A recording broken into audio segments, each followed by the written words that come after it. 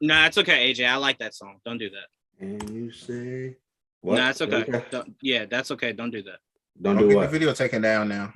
Yeah, don't sing. I'm right. That's why your stick CW to your shows day are job. ending. That's why your CW shows are ending. I haven't even been AJ, watching look, things right now. You started singing and we already got flagged already, so shut up. All right. Welcome everybody to an all-new episode of GVN Talk. I am very happy that it is Friday. Goodness gracious. Could not wait for this week to end. And it's ending on some great news. Some of these CW shows I wanted out of here. It's getting out of here. It's getting out of here. Great news. Batwoman show with no Batman. Get it out of here. Get it out of here. Greatness. Yes, it is greatness, as AJ says. But all right, let me introduce the panel before we jump right into our topics. We got a lot to discuss. So I want to waste no time. Starting off with very sad, very heartbroken, for reasons I think he should just get over. But Trayvon, what's going on, Trayvon? How you feeling? Let's start my rant. So I'll just play. No, I'm not.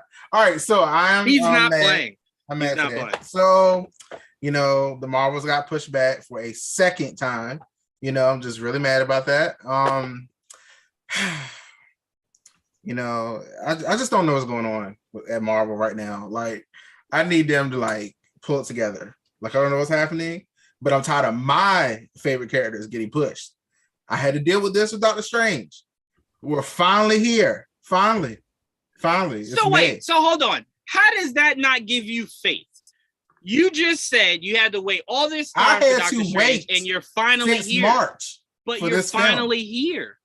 You're here, Trayvon. You're a week away, less than a week away. And I'm a year away from the Marvels.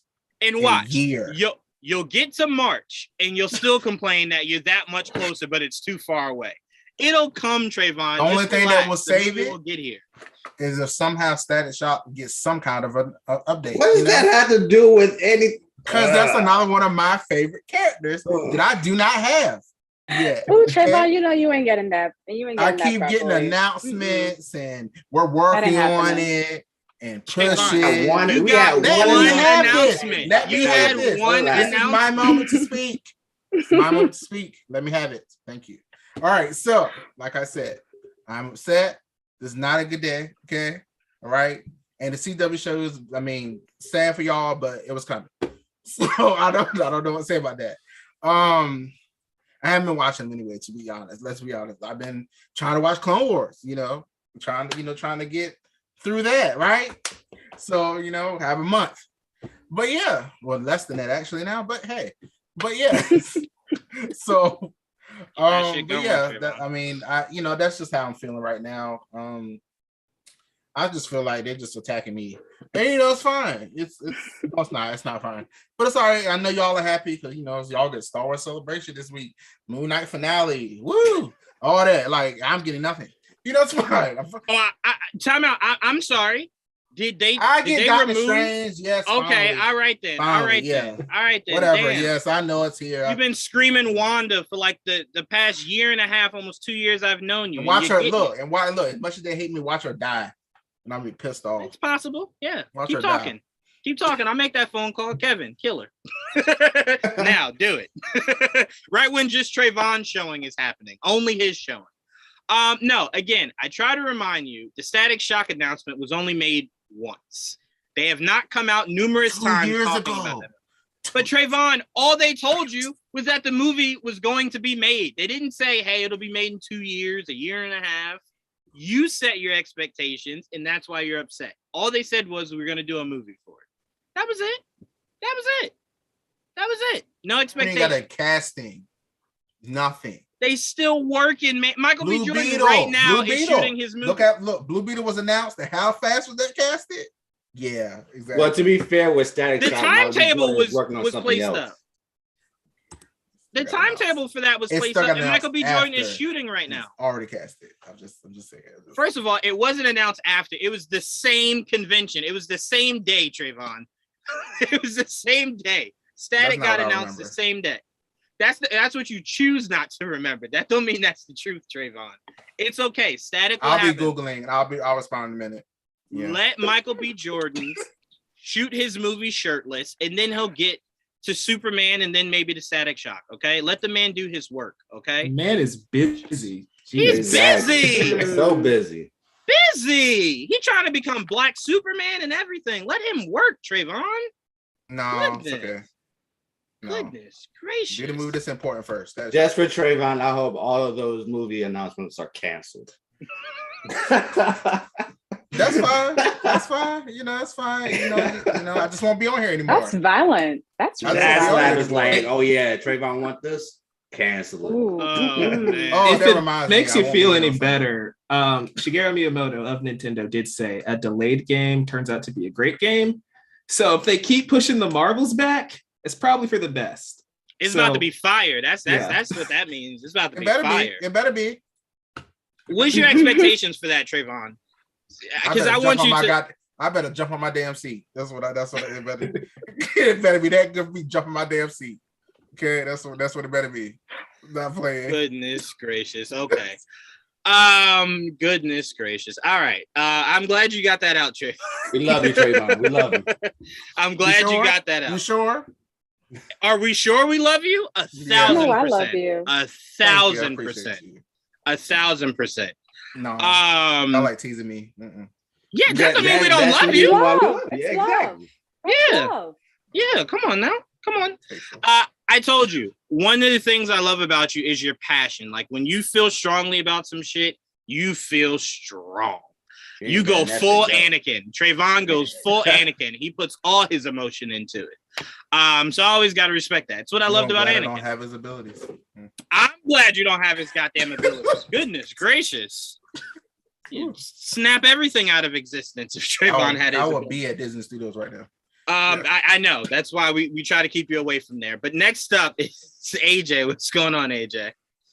What's going on? Well, today's been a great day, guys. Look, I watched this new movie called Pompo, The Cinephile. Mm-hmm. So good. So good. The review is up now on Geeks 5 Nation's website. Go check it out. We got a lot of good news, a lot of news in Trayvon sense, but it's been a pretty good day. It's been a pretty good day. So AJ's just saying he's thriving off of your misery, Trayvon. That's what he's trying to say. Exactly. I understand, AJ. Yeah, you're a psychopath. No problem. Next up, somebody that next week will be very upset when Titans is canceled. Ash. How you doing, Ash? Why would you do that?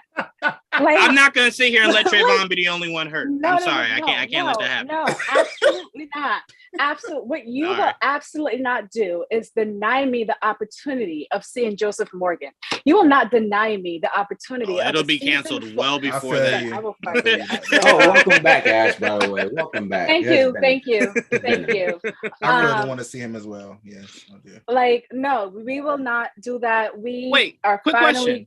What? You said you wanted to see who? Joseph Morgan.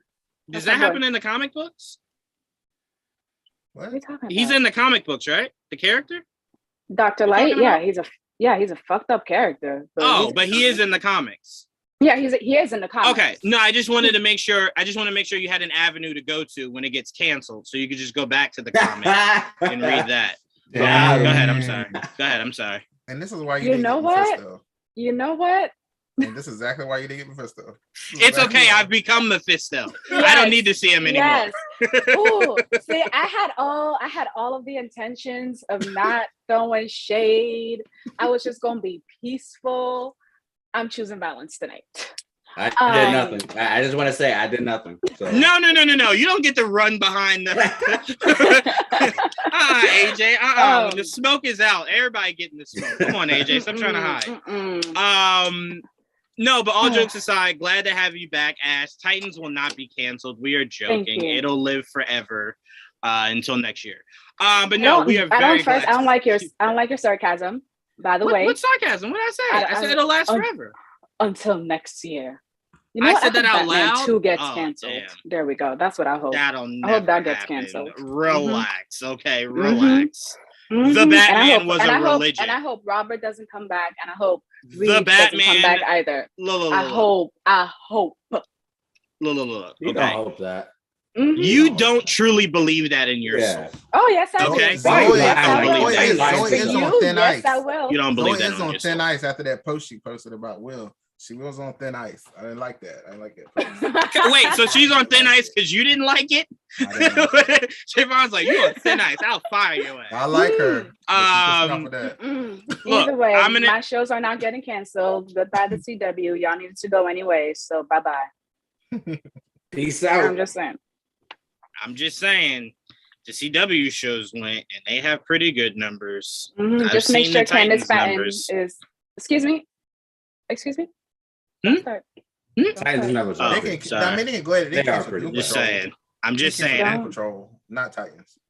Okay, well, I can tell you right now, Doom Patrol has better numbers than Titans does. So okay, so what? Just saying. I mean, that matters. Go to the next person. Okay. And welcoming to the GVN Talk family for the first time, Mike. What's going on, Mike? Hey, I'm happy to be here. First of all, I just want to make sure we're all on the same page. Can we make sure Superman and Lois get spared? No, that's all I ask 100%. Get out of here. 100%. No, Mike. Right with you. That can go. I'm right with you. Yeah. I was saying, Mike. Get it out of here. If Titans gotta go, that gotta go. No one said Titans has to go. We just realistically believe it will go. I am. I just feel like all the CW shows are being targeted right now, and Titans has the benefit of not being a CW show, so Superman and Lois is in danger. I will say this. Better than the CW show. I will say this. For Superman and Lois, Superman and Lois, the one bright side is I believe they did get renewed for next year. So they can do a mid-season cancellation. They 100% could, but that's why Superman and Lois will survive. Superman and Lois will survive. Stargirl will survive because they're superior shows. They're good shows, right? You know what won't survive? Naomi won't survive. I damn sure won't survive. And that's absolutely fine. That's really sad.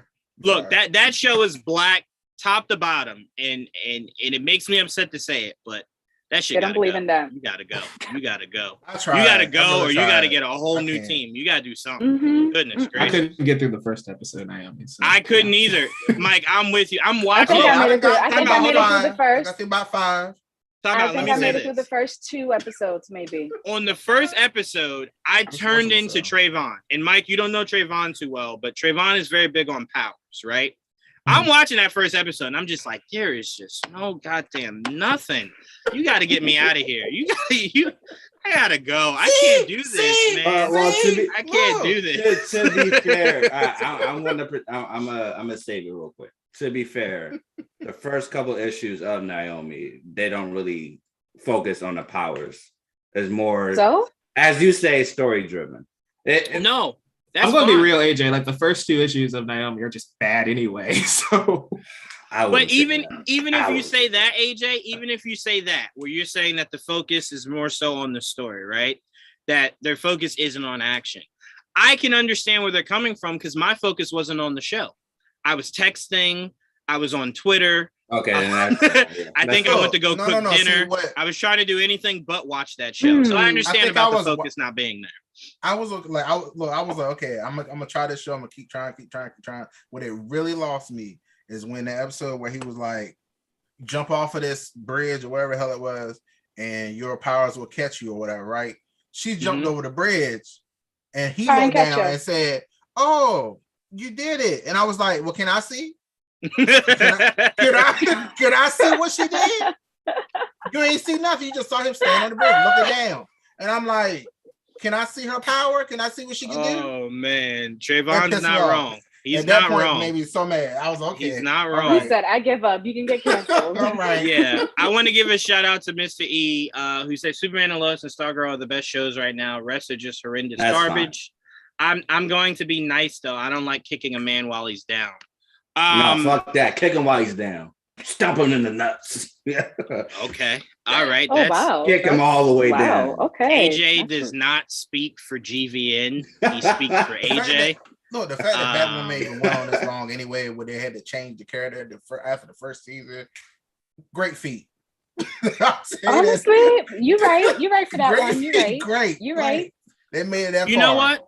You know what, Mike? I'm going to pass it back to you. But Trayvon, you're not wrong. I'm going to say this. When I watched that first episode and I'm listening to them say, there is no Alfred, there is no Bruce, there is no Barbara, there is no Tim, there is no Dick, there is no Jason, there is no Gordon. There is literally no one you know from Gotham at all. They didn't got the rights. When they said that, Trayvon, rights. And then don't use the character. Exactly. There you go. There you go. Mm-hmm. There you go. There you go. But go ahead, Mike. Go ahead, Mike. I'm sorry. I cut you off. Go ahead, Mike. No, I'm just sitting here thinking, because that's a good point, because they also announced not too long ago, and I think they're still moving forward with it. What is that Gotham Knights show where they're filming right Batman now? Yeah. So like, do you think that lasts a season at this point? A set photo does have Bruce Wayne at a funeral. Okay. So I don't know if that's just for the one episode and then he's gone again. I don't know, but I do believe I saw like someone supposed to be Bruce Wayne at like a funeral. Look, I have always been of the mindset that if you're trying to issue in characters of a popular character's world, they have to be in it, right? So like, perfect example, Into the Spider-Verse, you got Peter Parker all through that movie, but it was clear-cut Miles' movie, right? So I'm like, just putting Batman in a project doesn't mean people are like, well, I could not now pay attention to Batwoman because Batman's here. Like, no, just write your characters well, and we can enjoy two of them. So to me, I kind of feel like there's a way to do it. There's a way not to do it. But I did watch Arrow give me like 37 seasons, and I saw Roy for like 2. In one of them, he wasn't even suited up. He was just a drug addict, I believe. He was on the Mirakuru. So I'm like, CW just don't be caring. Oh my God, that is. I hated that season. I hated that season more than I hated Damien Dark. God, I hated that season with a passion. I'm like, why is Roy? What is Roy doing here? You know what's a good example for Batwoman? The Sony Spider-Man universe. Having all the characters of Spider-Man without Spider-Man. Pretty much, yeah. Yes, but AJ, the difference is we don't like it. We don't like that they keep doing that. Wait, that's not a fair comparison. Batwoman? They need to stop doing that. Yes, thank you, Jayla. They need to stop doing that. Exactly. This goes all the way back to like Supergirl too, though, right? Where we had an entire season where we didn't even show Superman's face. Right. So like, I'm just glad we're finally ending that era of the CW because they made Superman. They weren't allowing them to do that stuff, though. That's the problem. Like, also, give them the Suicide Squad, take it away. Wrong. They did make him a punk. I mean, you're not wrong. You're not wrong. You're right. You're right. Deathstroke, take him away. Deathstroke, take him away. But to be fair, Warner Brothers at that time, tragedy to that character. Warner Brothers at that time was telling us with a straight face, we don't know how to utilize Superman. Like, look, they pieced out Henry Cavill just to do Supergirl again. So yeah, we definitely saw that. I don't know. I don't know what's going on with Warner Brothers, but look, if you want to get rid of everything CW, I ain't here to argue it.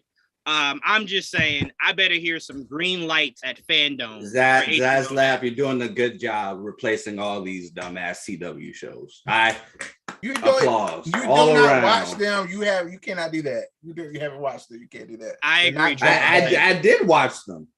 No, I ain't watched all the seasons, but I have watched them. So then, what are you judging? I've watched Flash. I watched like 3 seasons of Flash. I watched like 4 seasons of Arrow. I've watched 2 episodes of Batwoman. I watched the season of Stargirl that she wanted me to watch. I actually did watch that, and it was okay. I wouldn't say it's terrible like the other CW shows. Thank you. Superman and Lois is greatness. It is. I am starting Superman and Lois now. I am doing that. Okay.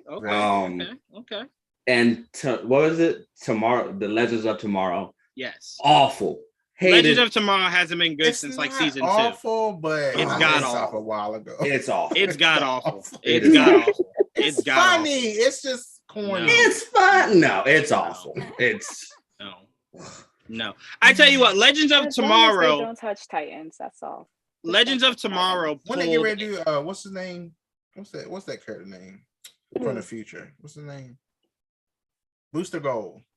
Yes. Yeah, they introduced Booster Gold. Yeah. I saw a clip. I saw a clip of that, and I'm just like, my God. They introduced Booster Gold. Yes, they did. Dang, now I have to watch it. Crap. Right? Well, no, now you don't have to watch it. Legend of Tomorrow's canceled. You won't see that fulfilled. The Smallville one was better. The Smallville one looks better.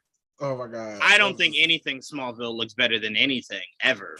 Smallville is so whoa, why are we slandering Smallville? Smallville is boo boo. Yeah, it is terrible. That shit is boo boo. Now, I know you're not disrespecting Smallville. 100%. Put respect on Smallville. I put no respect on Smallville. Why would we want to watch a Superman show where he's never Superman? Exactly. Thank you, Mike. Yeah, it's like it's. At least he had his powers. It's redundant. No, I'm not gonna say anything. It's gonna be nice. Look, that Smallville show lost me, bro. And then they formed the Justice League with no Batman. Sure, I was just get the fuck out of here. He's a part-time member. He is a Batman is a part-time member. He has to deal with Gotham. Look, I'm gonna tell you this right now. Is somebody that enjoyed Shark Boy and Lava Girl, they use the same budget. They use the same costume design. You know, everything about that. You're not lying when it came to the Justice League character. Goodness gracious, man! What the hell was that? Yeah. Did you see? It was a different time. It was a different time. That show. That is true, Jayla. That is true. It was a different time. It was a different time. It was. What? It was back then. Budget was woof. That don't mean nothing. It means everything. We are not where we are. You saw what they was doing with those X-Men movies? I'm gonna say this. First of all, X-Men 1 was greatness anyway. X-Men 2 was greatness. Time out. Hold on. That was my point. I love the X-Men movies, but they still gonna catch the bullets. That was my point, though. Smallville addressed costumes the same way the first X-Men trilogy did, where they were just like, we're doing matching uniforms. We don't do the whole costume thing. We don't have individuality. It's just we're gonna do one bland look. Is all we're gonna do. Because there's a team. Or, they are a team. You should never to be unified. What's the Justice League? What's the Justice League, Ash? If we're talking about their costumes, though, if we're talking about their costumes, the Raimi Spider-Man movies were in the same time period, and I mean that suit still holds up. And it still holds up. That's for sure. That is for sure. Not wrong. Sure. Stop making excuses. Raimi was an outlier in that. They called themselves a team all the time. They had the Justice League had part-time members. Man, and Batman was a part-time member. Yes, he was. That's what he said. What? He absolutely said that. Yes, he did. Batman is a part-time member, but he's always there. Wait, hold on, time out. Yeah, no, let me make my point. Oh, go ahead, Ash. Go ahead. And Justice League Unlimited, when they try to say, oh, we're going to turn ourselves into the police, he was like, not me. I'm a part-time member. Y'all are full-time. She's right. No, she's right.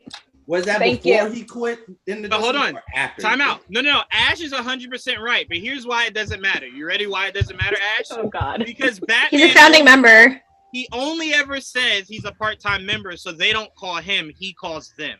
But he's always there. It's never a time he's not. No, it's true. Yeah, that's true, too. Batman just says that's because he's nosy as fuck. And he needs to keep track of them. Okay, he is there to keep track of them because he knows that motherfuckers gonna mess up with their damn powers. I just want to point out that Batman only says that when he's trying to avoid going to prison. Right now is Batman's part-time. Thank you, Mike. Last manager. Because he has better things to do with his time. He has better things to do with his time. That's what I'm trying to say. Okay, I'm telling you right now, Batman is the manager that always puts all the responsibility on the assistant manager. Like, hey, I ain't coming in tomorrow. So make sure that they do this, and this. Exactly. And Superman, like an idiot, is always like, okay. Oh, I got it. Like, I can do it. I can do it. Mm-hmm. Yeah, all right. Batman should be bullying Superman sometimes, yo. Batman be like, go do it. Go do it. And Superman be like, all right, I'm going to go do it. I'm going to shut up. I'm going to go do it, Batman. We welcoming in Jamie. What's up, Jamie? Award-winning Jamie. I forgot I got to keep putting that in front of your name. Batman. I'm sorry. Come on now, Jamie. Award winner. Come on now. You said you would have what, Batman? He should have plucked Batman. That's not what I heard. That is not what I heard at all. That's what he should have done. That's why y'all thought I said something. You know, that applies as well. That's fine. What? Anyway, I'm gonna say this, Trayvon. Y'all said it. I didn't say that. He would never pluck Batman because Batman 100% has the Debo mentality. Batman punks out Superman every goddamn time. Every goddamn time. I'm sorry. Yeah. Every time. I mean, yes, I agree. He does. I'm just saying it'll be different. You say that so Batman show up with them hands, and you see what them hands. What hands? Superman, See, I was waiting for you to say hands. I was waiting. Superman, no. He know Batman got that off. hand. Are you serious? All right, that's what you think. Trayvon, I was on your side. Don't make me do this. Nah, I was on your side. Come on. Sorry. Because here's the funny thing, Trayvon. As soon as you shoot your laser beams at his hands, they're gonna reflect and hit you back, and you're gonna be like, "How the hell did you do that?" I'm Batman. That's it. I'm always ready for this shit. Ain't nothing you got. Yeah, I ain't ready. I'm done. I'm ready for this shit. Come on now. At some points, the Batman stand-up needs to calm down a little bit. You tell him. For what? For what? At some points, calm it down. I want you to go through the comics and find me a time where I'm wrong. Where Batman didn't punk him out. Where he didn't punk him out. Injustice when he got his back broke. Wait, he didn't what? Time out. In Superman, hold on. Time out. Superman ran to the internet before he broke his back. Why? Because he saw. Because he saw Superman be soft out here. He ran to the internet. He did. I just want to point out in the Dark Knight Returns, Batman had to fake a heart attack to get out of the fight. Well, hey, just saying. Sometimes. Can you all stop slandering him? It's called strategy. Sometimes, okay. Strategy. Sometimes when your coach says, "Here's the white towel," you throw it in sometimes. Shit. Ooh. Hey, my chest hurt. Hold on.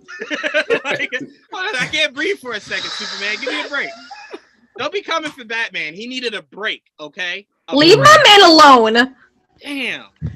Keep my man's name out your mouths. If you don't have anything nice to say. All right, so we welcome in Sabrina and Jamie. Hi. And we do have Jayla here, but Jayla right now is like our Zordon. Hello, I'm happy to meet you all. So Jayla will be our voice in the background. Jayla, I'm so sad. I want to see your face. Yeah, Jayla. It's okay. On, I'm the Jayla. voice of reason because I'm always right. Yeah, I know. I like that. That's fair.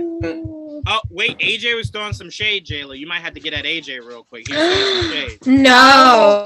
AJ on site. That was on site, AJ. That's on site. New York Hey, Comic-Con not far, AJ. We're getting close. New York Comic-Con not far. I'm asking for my stuff to get canceled, so please do. Right around the corner. Damn, Trayvon. Yeah, Trayvon, you never gonna let it go. Gracious. All right, so let's get into our topics. You guys are too much. I don't forget. All right. Yeah. Apparently, you don't forget nothing.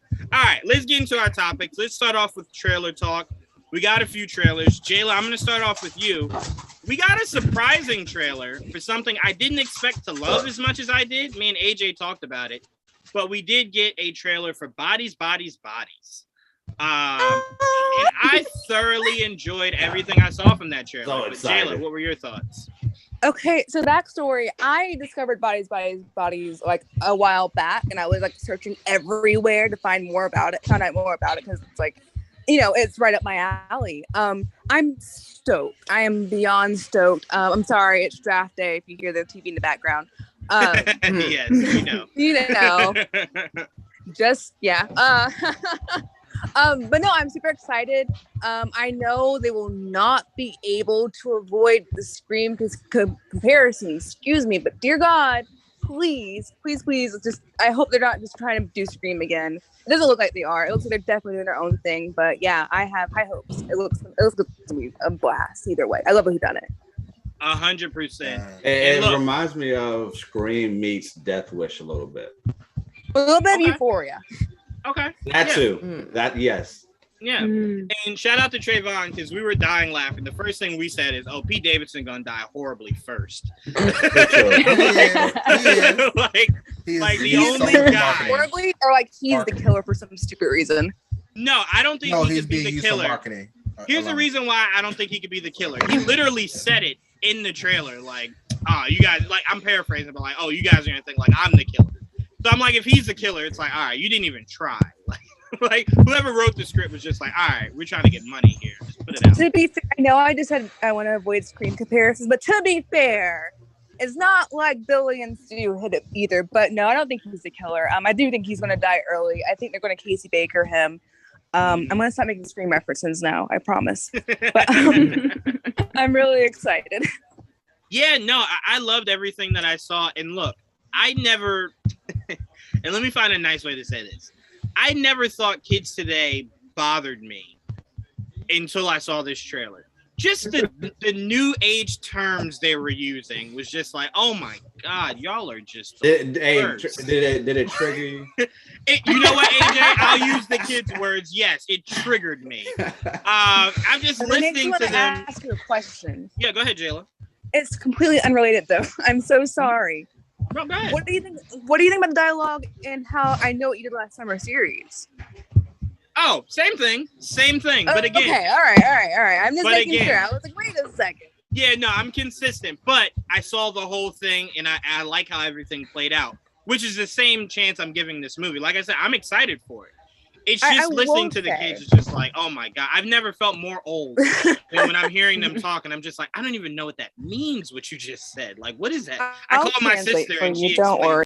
My sister explained everything. She's within that age group. She explained everything. I was like, oh, no, gotcha. But I will say that it is very on the nose with it. I think they're purposely being obnoxious.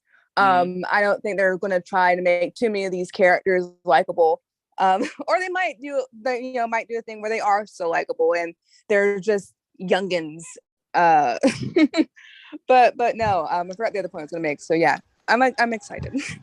Well, to me, the best way to make a teenage horror movie or whatever you want to call it is for me to hate the kids, right?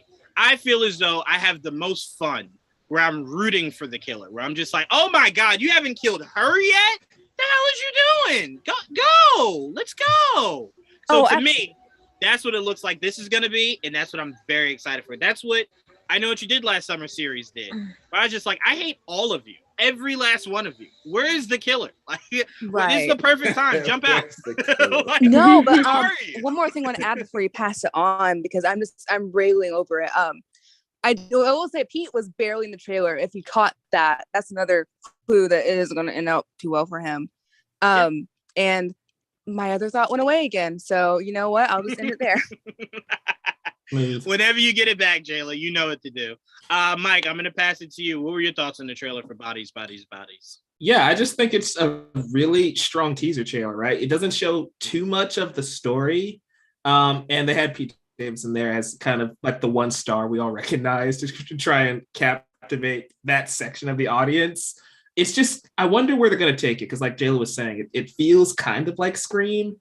I'm hoping that there's like a major twist that happens within the first act or even the second act that kind of shifts gears a little bit, because it looks really good, but it does kind of feel like a movie I've seen before.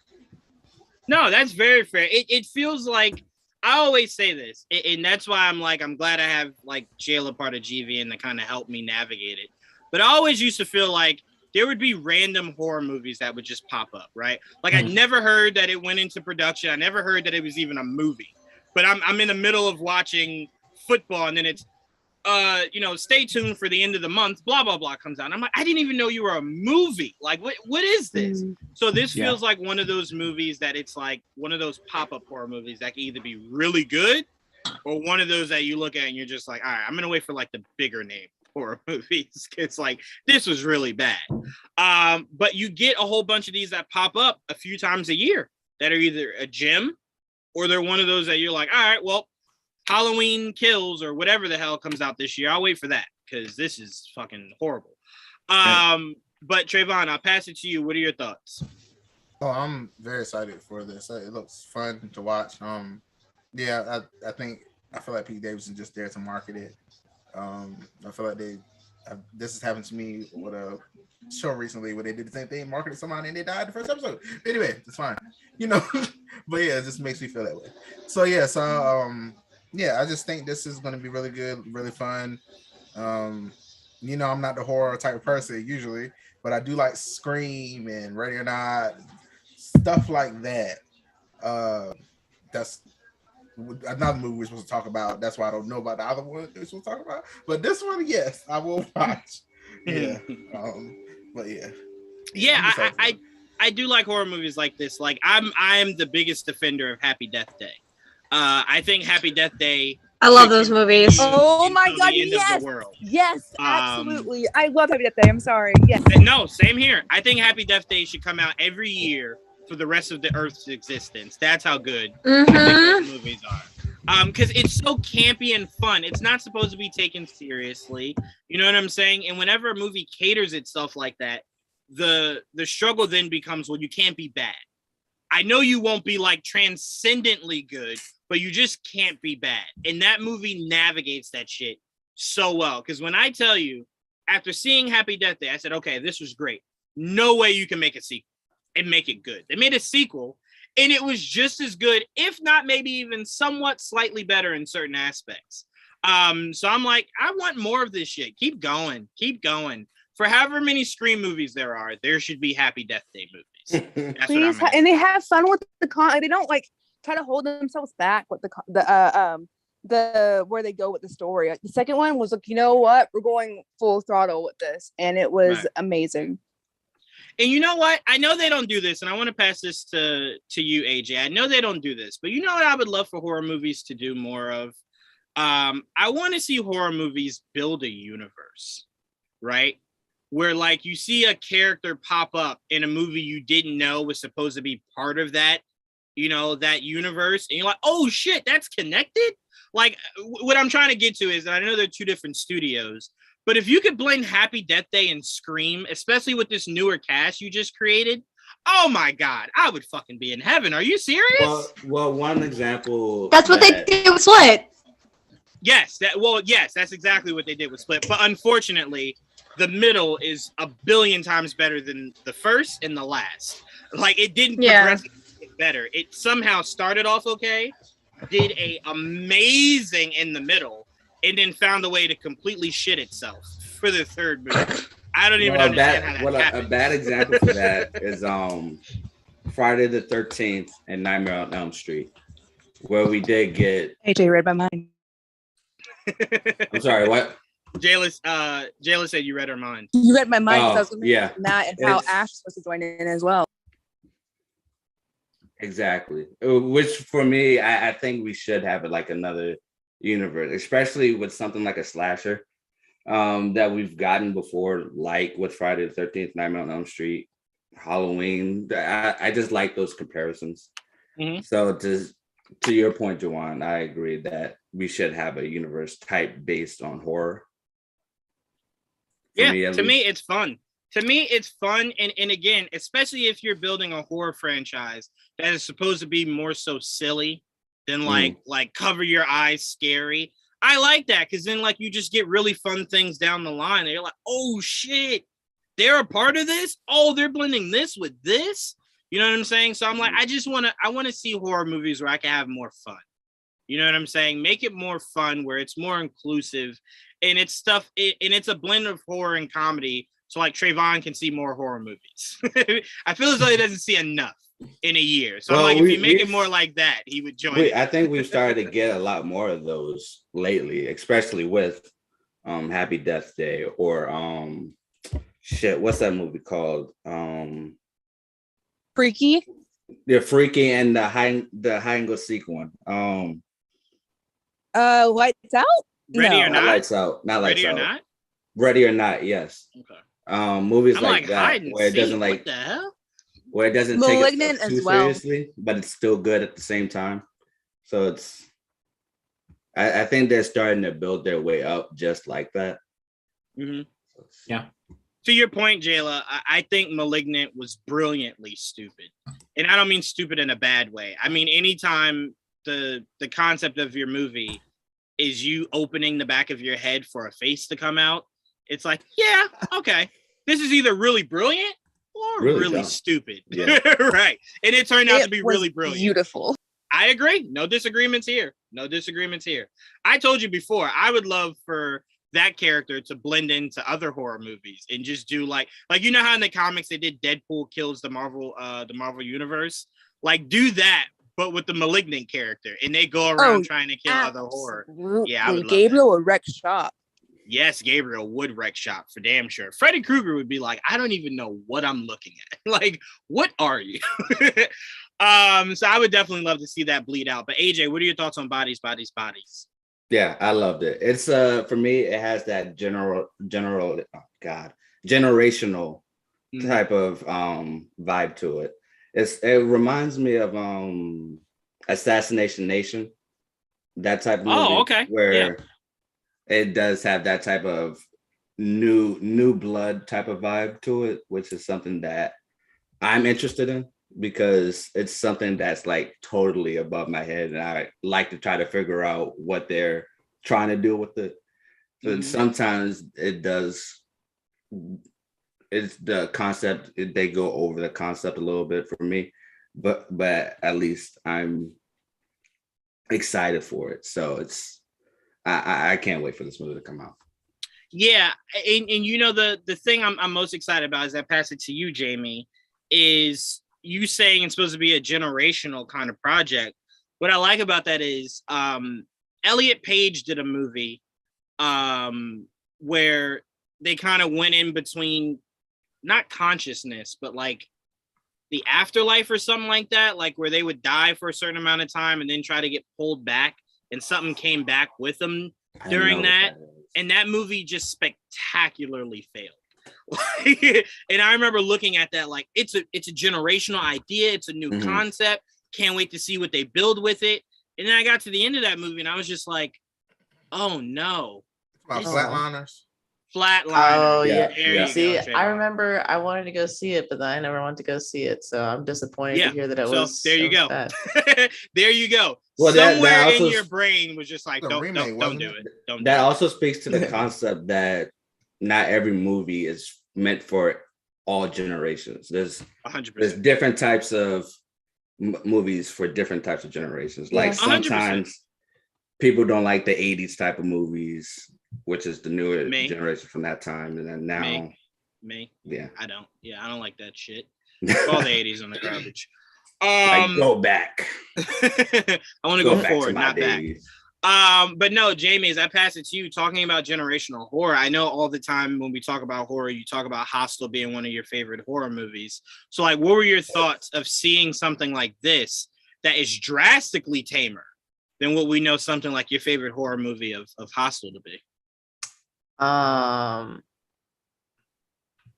You know, every time I think about that, like recently I started looking for housing and there was a dude in our group who's like, what about this hostel? And I was like, yes, go, Jamie, I haven't go even there. seen the movie, but I was like, no. How do you not trust the hostel? You know, it's a really good love story. If you were to give it a chance and watch it, Jamie, it's a great love story.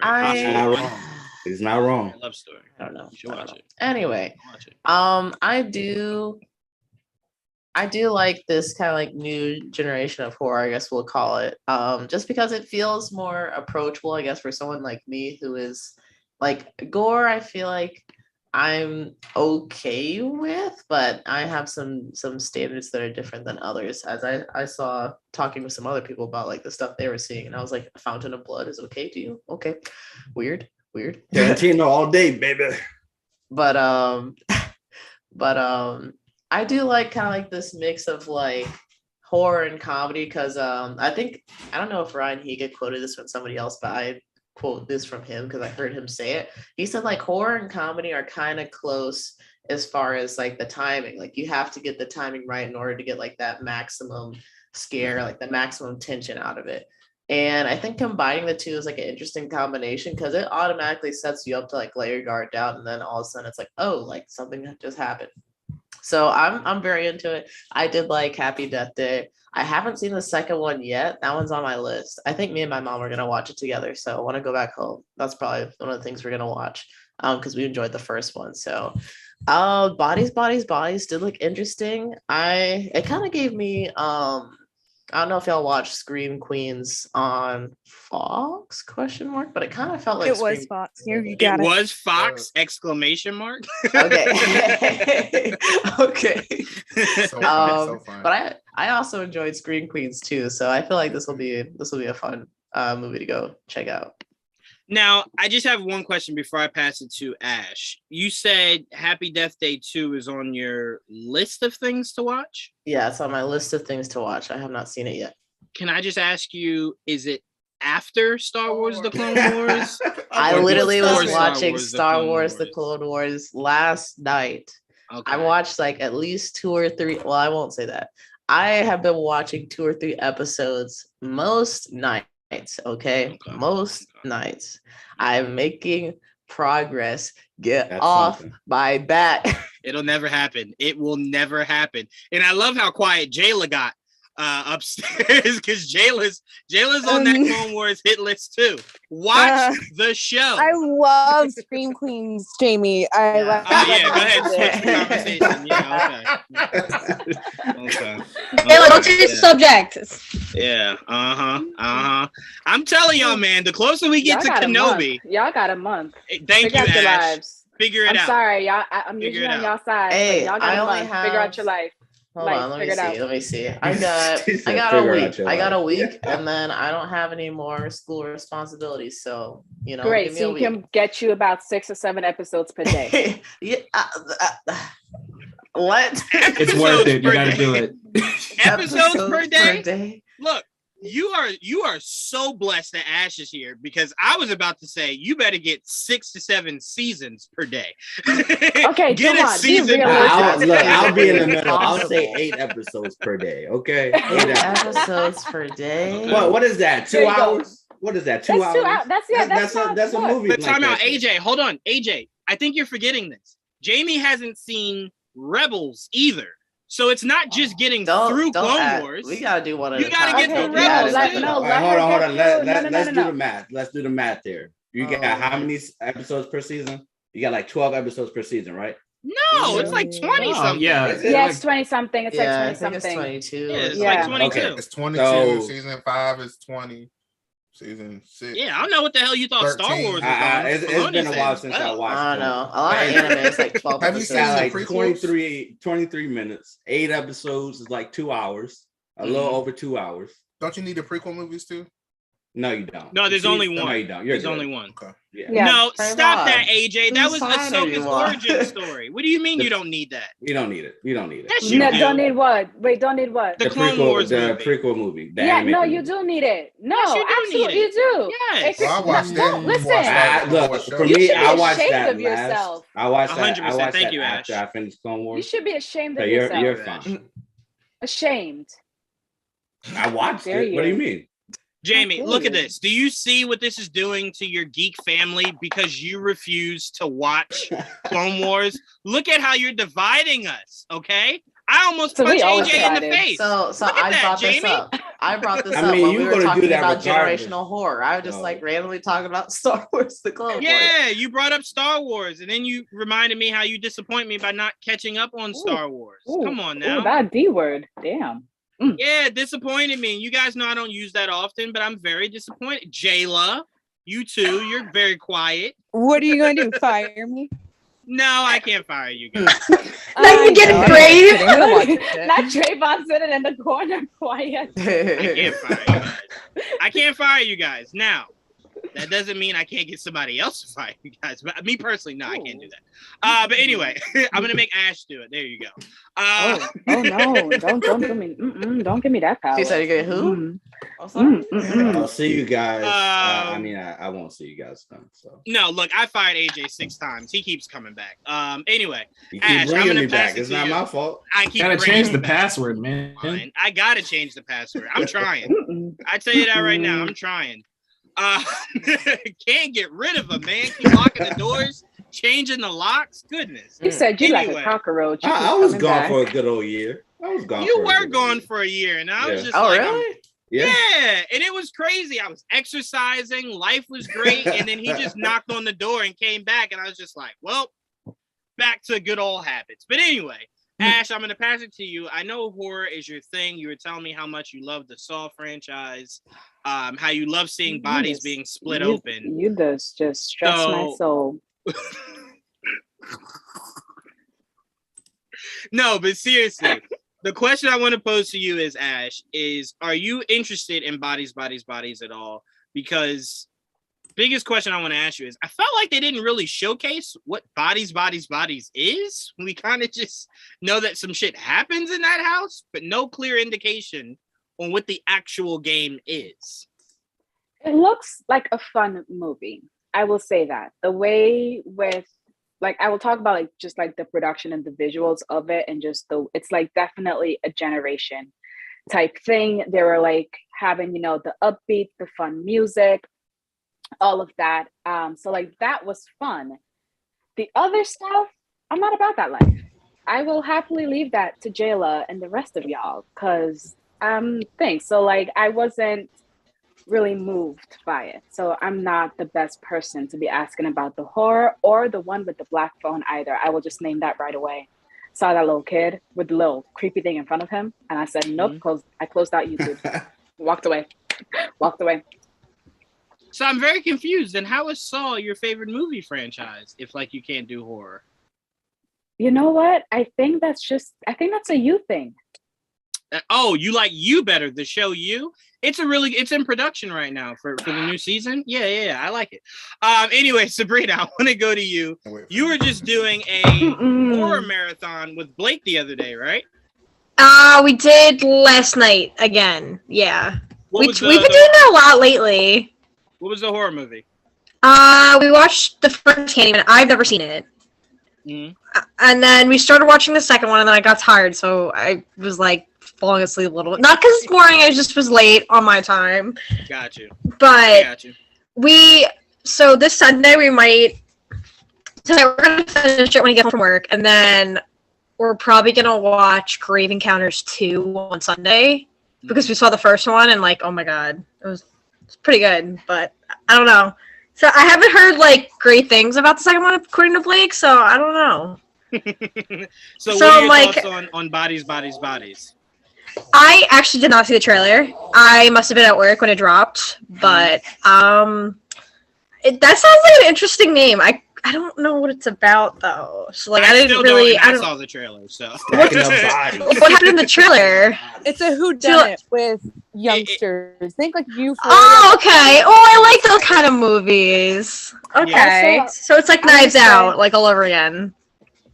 They missed a good opportunity to play Let the Bodies Hit the Floor with that one. If you had a movie titled Bodies. That would have been so good. They would have really played Let the Bodies Hit the Floor. They didn't do that? Oh, come on. Look, I'm learning that a lot of these movie studios aren't willing to pay money because to not put I'm a Barbie Girl in Margot Robbie's Barbie movie is like, oh my god, I'm so upset. How do you not? I think it's a good movie. That's like. Okay. Let me pitch this to y'all.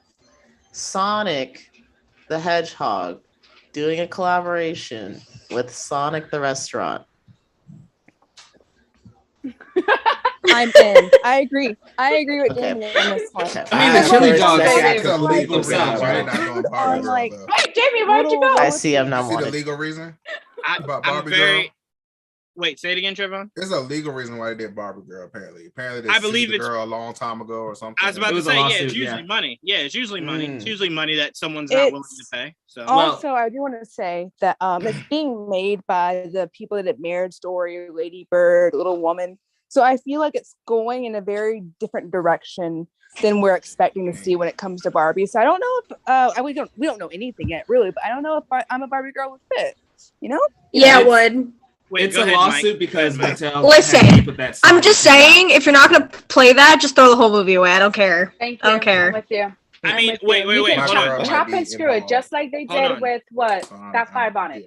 Wait, they make a radio version for the movie. Who cares? Hold on 1 second. Go ahead, Mike. What were you saying, Mike? I was just saying there was a lawsuit between Mattel, the creators of Barbie, and the company that made that song. So they've had beef for like 20 years now, which is why they're not going to use it in the Barbie. Get over yourselves and put your bag. I'm sorry, that's actually so funny. That's fair, but I will say, whenever you could put that song in somewhere, you put that song in somewhere. It's one of the greatest songs ever made. And I feel as though I don't know. It's just like, goddamn, I love that goddamn song. All right, let me move on. It's just such a good goddamn song. Hey, Ash, who sings that song again? It's fantastic. Don't even try that with me. I teach for a living. Who sings that song again? Don't worry about it. I don't even know. So you can't brush my hair. Take me anywhere. That song, I will say this. Come on, Barbie. When Let's I go, first Barbie. heard that song, I put that at my birthday party when I was like a kid. That's what I was about to say, Sabrina. So when I first heard that song, I remember I used to sing it all the time. And then as I got older, I remember like hearing it and going, this sounds really sexual. like, yeah, this is not okay. This is not okay for my young years to hear. Yeah, I'm like, someone must have redid this song. I don't remember it being this sexual. No, I think like, yeah, when I heard it when I was older, I was like, wow, I had no business bopping to this when I was young, the way I did. Barbie, I tell you what, Barbie was getting into some shit. That's for sure. That was so, oh my god. And like, I think if you watch the video, it's just like, it's even worse. So it's like, oh my god, why was I so obsessed with the song? See, It's like, even more reasons to use the damn song. Y'all is missing out on a good opportunity. Stop ruining your bag. Oh wait, hold on. That's what I'm saying. Like, let me say this really quickly. Mr. E, Amy Schumer is not attached to Barbie. Margot Robbie. Oh, thank God. The Thank biggest God. upgrade in cinema history. Yes. you're absolutely right. You're right, and you should say it. Literally Full on cheered agree. when she dropped Mhm. off. Yes. Yes. We all needed that. We all needed that for our personal sanity. Now we can go see the movie, you know? So that was always good. Well, that's oh my God. Direction. Also, Simu is in it, so I'm definitely going to see Oh. Oh wait, didn't he? Is that the romance movie that he was talking about? Or is No, it something else? Wait, I just want to know, Jamie, why was the O like that? Like, oh, damn. Because I was trying to connect the dots. I'm like, wait, was that the movie he was talking about? No, But- it's not. Okay. All right. Okay, Jamie. Okay. All right. I see you. I hear you. Okay. Wait, I'm trying to think so- who else is in it. Oh, That's right. Okay. Yeah, they have a stat cast. No, they have Emma McKay, who looks like just like Margot Robbie. Well, that's never a bad thing. So So I think she could probably play like a young version of her.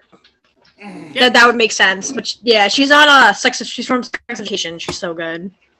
All right, so I want to do some moving around. So we're not gonna go straight with just anything. So I want to do some moving around. AJ, I promise you we would make this a topic for this Friday. I want you to lead it. You were talking about Thor 4 and what you think of gore or wherever you were going with that. Remember, I said remind me to bring that up. You probably don't even remember what your argument was, but you were very passionate when we were talking about it the other day. And I'm like, okay, this is a DC thing, but we'll talk about it Friday. And you don't remember, do you?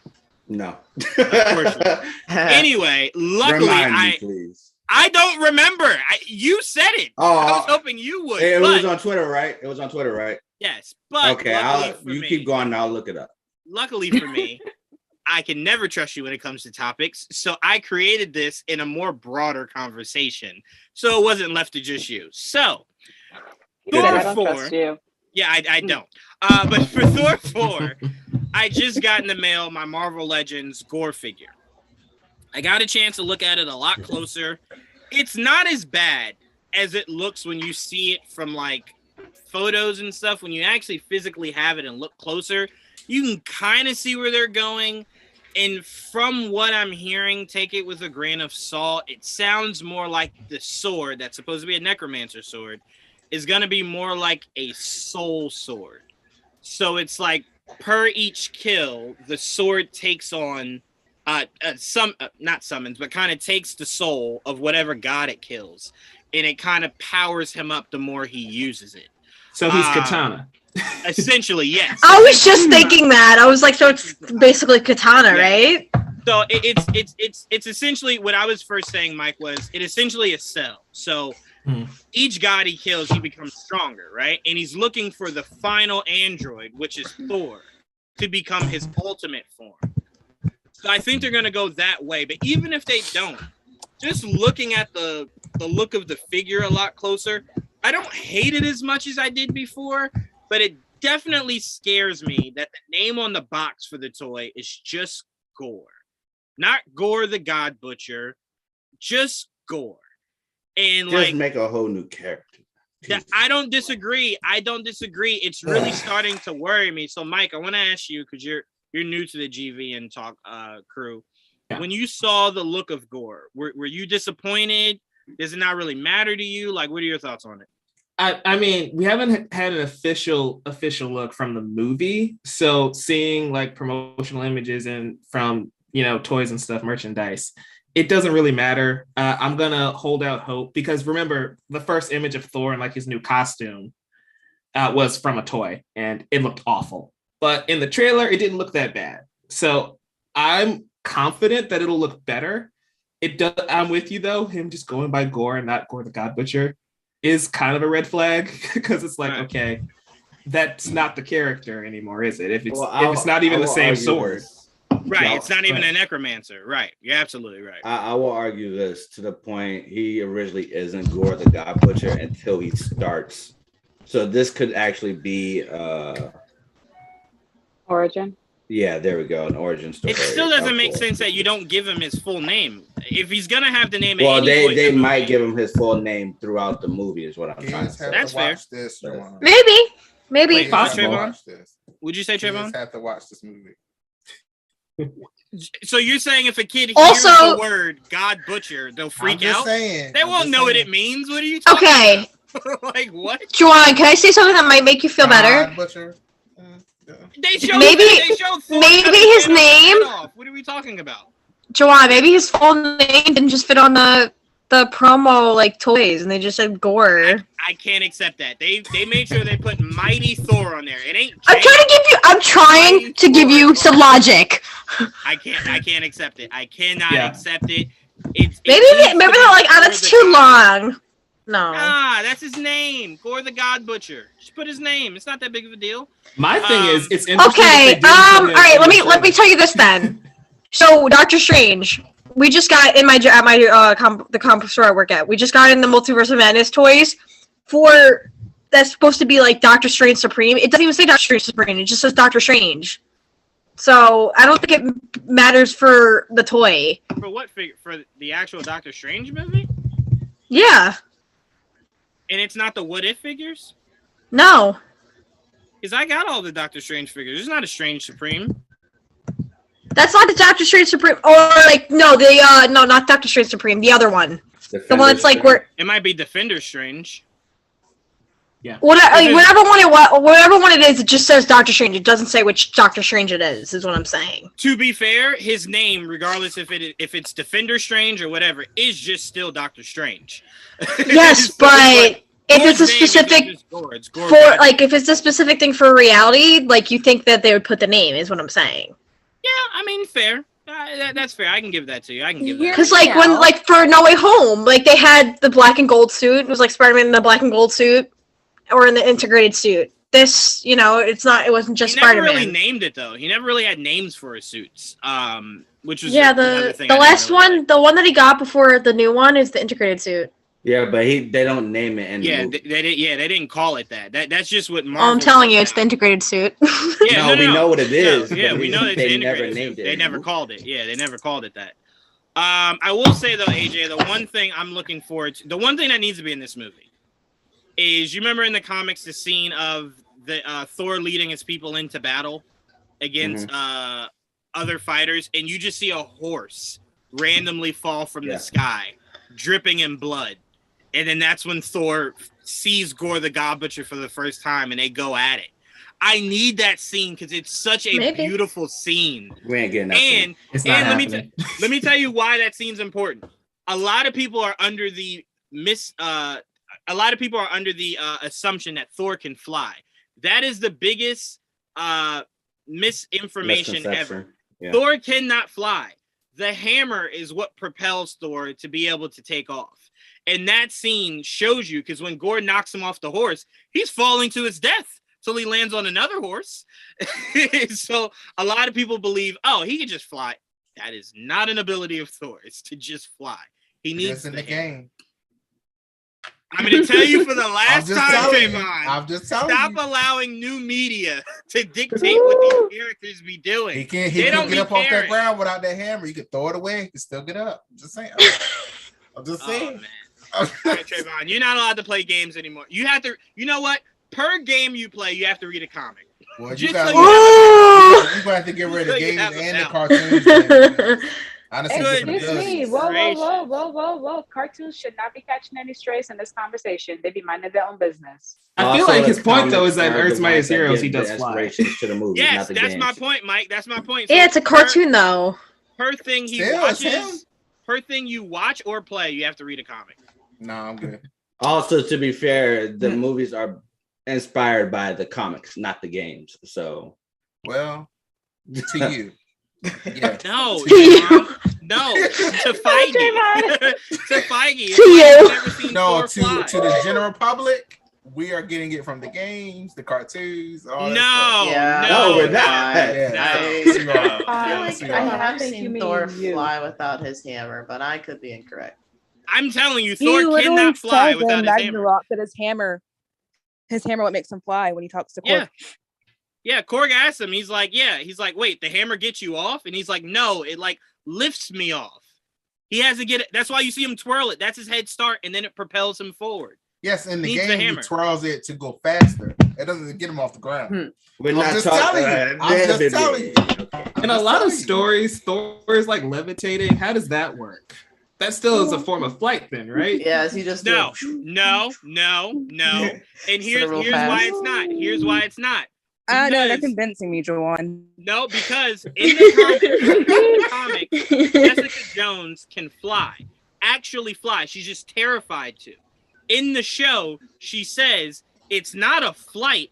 I can just jump really high. It's never an actual flight. I said she cannot fly because I haven't seen her do it. I have seen What the fuck? these other characters fly. It's- I'm just telling you. Also, Mike. I have seen Also, other in the characters fly. comics, Thor gains new Trayvon, I love abilities you. through Yeah. like Galactus and many sentient beings. Oh, Trayvon, you should do that That's again. what gives him the ability to fly, not Do it just again. himself. So then I would argue that Thor does have the ability to fly, right? If he gains it at one point or not, he still gets the ability to fly. Yeah. This is yeah. also why I'm very frustrated with the Wonder Woman that we have. You know, everything I've seen her in before the movies, she could fly. So just ignore everything else then. There's no The America Chavez that I have seen can fly. Now this new one, you said she can't. I heard you, but I'm just telling you what I have seen and what I expect when I heard her name. Just tell you. Okay. That's just Okay. You know what? Stop. Okay. I'll give you that. Nope. I give you that. Thor can fly. America can fly. So when you watch Love and Thunder, and he does not I will get complain. off the I will ground complain. without a hammer, I and will when complain. next week, when you watch America Chavez not fly for a monkey freaking second, I want you to remember where you saw it. I will tweet it. I want you to remember where you If she saw it. flies in this movie, I'm of gonna her laugh flying. so hard. I will tweet a gift of her flying. I'm like, what happened? I will do that. Like, girl, you okay? Tweet the director and be like, I want an explanation for this now. Like, yo, Trayvon's gonna be like, Feige, what's good? And he'd be like Feige, I want to know what happened. I want an explanation now. I've been talking about Wonder Woman for years. I've been saying, why is No, she I mean, flying? no, you absolutely right with that. Wait a Her ass minute, should have been flying. That's your problem with Wonder Woman? Why isn't she flying? Yes. Okay. Not the core first of all- concept that Wonder Woman. She flew in the first one. What do you mean? Still has a Okay, plane? first of all, we do not acknowledge Wonder Woman. Where did you see that? That is. What, during the fight between her and Ares. And then she went to the ground. So And that was he it. still flew. And she He didn't still fly flew. again. By your logic, that's flying. What are we talking about? Did You're you supposed not to just have the convince Michael ability, that? not just when you go God mode one time. No. You're supposed to But that's her ability. Don't get her ass kicked. No. Fly just as easy So as She I flies have at the end of never heard Unity you You're fly. built with a lot as of. easy as Superman. That's Okay. what. That's what I know. She did it in 1984. Like what? Okay. We're gonna move on because I think it's best to get out of this topic. So, Mike, sure? I'm gonna pass it to you. Yes. For me, Exactly. help. Yes. Exactly. Mike, I'm gonna Exactly. pass You it sure? to you. I'm gonna pass it to you, Mike. Okay. And my question to you is: so we got word that the Marvels will now open July 28th, 2023, Yeah. and Ant-Man and the Wasp: Quantumania will now open February 17th, 2023. So my question to you is this a strategic move, or do you think this is narrative driven, as if the story permits for one to come out before the other, and they just finally were able to balance things where it works out to now you can switch it? What do you think was behind the move? I think it might just be a production thing, right? Because we know that Ant-Man and the Wasp has been done for a while. And the Marvels, they probably have reshoots. I know they're still currently filming as is. So it's probably just the production side. They want to give themselves enough of a cushion to get that movie ready. Especially since Ant-Man, I don't see that film connecting at all with the Marvel. So I don't think you need one to come out before the other. in a similar way where I believe Doctor Strange Multiverse of Madness was supposed to come out before No Way Home, but that's not how it ended up happening, right? Right. So I feel like it might just be a production thing. I feel like Marvel at this point, especially, 2 years into the pandemic, their schedule is starting to work itself out. So everything's starting to come out in the moment it's supposed to. Right. So I don't think it's a narrative issue at all. It's probably just to give them a little more time on production end. Now, my one concern with that is we are supposed to be, whether it pans out or not is to be seen. We are supposed to be getting Secret Invasion towards the end of this year. Now, I recall WandaVision ending with Monica Rambeau being sent up into space to Nick Fury. So if Secret Invasion comes out this year and then it's a gap, you're now asking people to remember how that ended, leading you right into the Marvels, as rather than having the Marvels stay in February, Secret Invasion the end of the year, and then it goes right into the Marvels. So I'm now curious if Secret Invasion maybe moves in between February and July to come out right before the Marvels does. Secret Invasions might move, but also think about we're going into Multiverse of Madness this coming week, and we are over a year removed from WandaVision. Well, remember, that was by accident. That wasn't the general design. WandaVision wasn't supposed to be the first show. Yeah. WandaVision wasn't supposed to be the first show. It's supposed to be Falcon and the Winter Soldier. But Doctor Strange was supposed to come out a lot sooner. That went through a director change, rewrites, reshoots. It went through a whole bunch of stuff before that kind of finalized into what it is. So I could see why that space is there. And look, not every story has a line right up. But that's just how it was already established, that it would kind of just bleed right into each other. So I'm like, to move it means narrative-wise, or like you said, production-wise, there's a reason. Because I tell people all the time, we're watching Moon Knight right now. That's not what the original plan was. We were supposed to be watching She-Hulk right now. Moon Knight was supposed to come out later on this year. But Moon Knight finished first. She-Hulk had to go through some reshoots. So they pushed it until after Miss Marvel. So I agree with you. I don't disagree. But I kind of feel like everything Feige does usually has something to do with a narrative. So I'm like, I feel like something narratively is somewhere in there hiding itself from us. But who knows? As long as it didn't move itself into like a whole nother year, right? Like get pushed back 2-3 years, I'm fine. It'll come out. We'll get a trailer this year. We'll get a trailer for that and Ant-Man this year. And then boom. That'll carry me over. It'll carry me over. I also just feel like it's been a decade. We've been going through this Marvel machine for like a decade, right? Right. Eventually, things are going to get a little crazy where movies get delayed, production gets delayed. And so I think it's just finally catching up to where Feige has to move things once in a while to make it line up, whether that is narrative or production issues. It's been a well-oiled machine for over 10 years now, so we were bound to eventually get to where a couple movies have to get pushed back. Yeah, Feige's sitting somewhere like, I fuck up sometimes, guys. Like, it happens. God damn. Like, relax. Yeah. I'll get it back on track. I wouldn't even say it's the fault of Kevin Feige. I'll say no. I'm just saying. I'm sure he's thinking to himself, like, all right, I'm gonna fix it. I'm gonna fix it. Relax. I got some tape and some band-aids. I'll make it work. I got it. Yeah, I got some stuff to make it work. But Jamie, like, what are your thoughts? Was the Marvels something that like you were looking forward to, or is that one of those that you're like, as long as it comes out, I can wait? For me, I think it's one of those where it's like, as long as it comes out, I can wait. With this new round of, I guess this next phase, it's kind of starting over again, where like, I wasn't familiar with Iron Man, wasn't familiar with Captain America. So it's me like getting reintroduced to these characters. Of course, now I have some expectations for like what Marvel can deliver. So I'm hoping everything will be good. And so far with like Moon Knight, I feel like I haven't been disappointed story-wise. Action, there's a little bit of a different story for me. But yeah, I'm still looking forward to seeing the series, but I'm not itching to have it right at this moment. So and that's fair, because I believe when the trailer comes out, the trailer might help with that. Just visually seeing it, right? Seeing the three of them together, seeing Captain Marvel, seeing Monica Rambeau, and seeing Miss Marvel together might be like, oh shit, like I need this movie like ASAP. And I think that's the power Marvel usually always has, is a trailer either sells it or it kills it for certain people, right? So I kind of feel like that's its biggest strength for anything that people are kind of lukewarm to.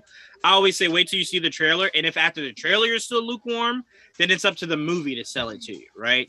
But usually those trailers be hitting. I mean, look, I still believe that Thor: Love and Thunder trailer was just like, y'all definitely released that shit because we kept complaining. Like, y'all definitely were not done with the actual trailer you were gonna give us. She was just like, all right, like it's like a parent that like the kid keeps asking, "Can I have some? Can I have some?" The parents just like, "All right, take this shit and shut up." That like, was me. damn. There was somebody that's was what like, it was. I forget who posted this, but they were saying like this is the longest stretch that a Marvel movie had gone without like having a trailer. Like Thor: Love and Thunder. Spider-Man was close. Spider-Man was close as shit.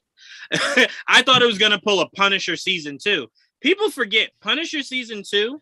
It released on Friday. Its first official trailer didn't drop till that Monday.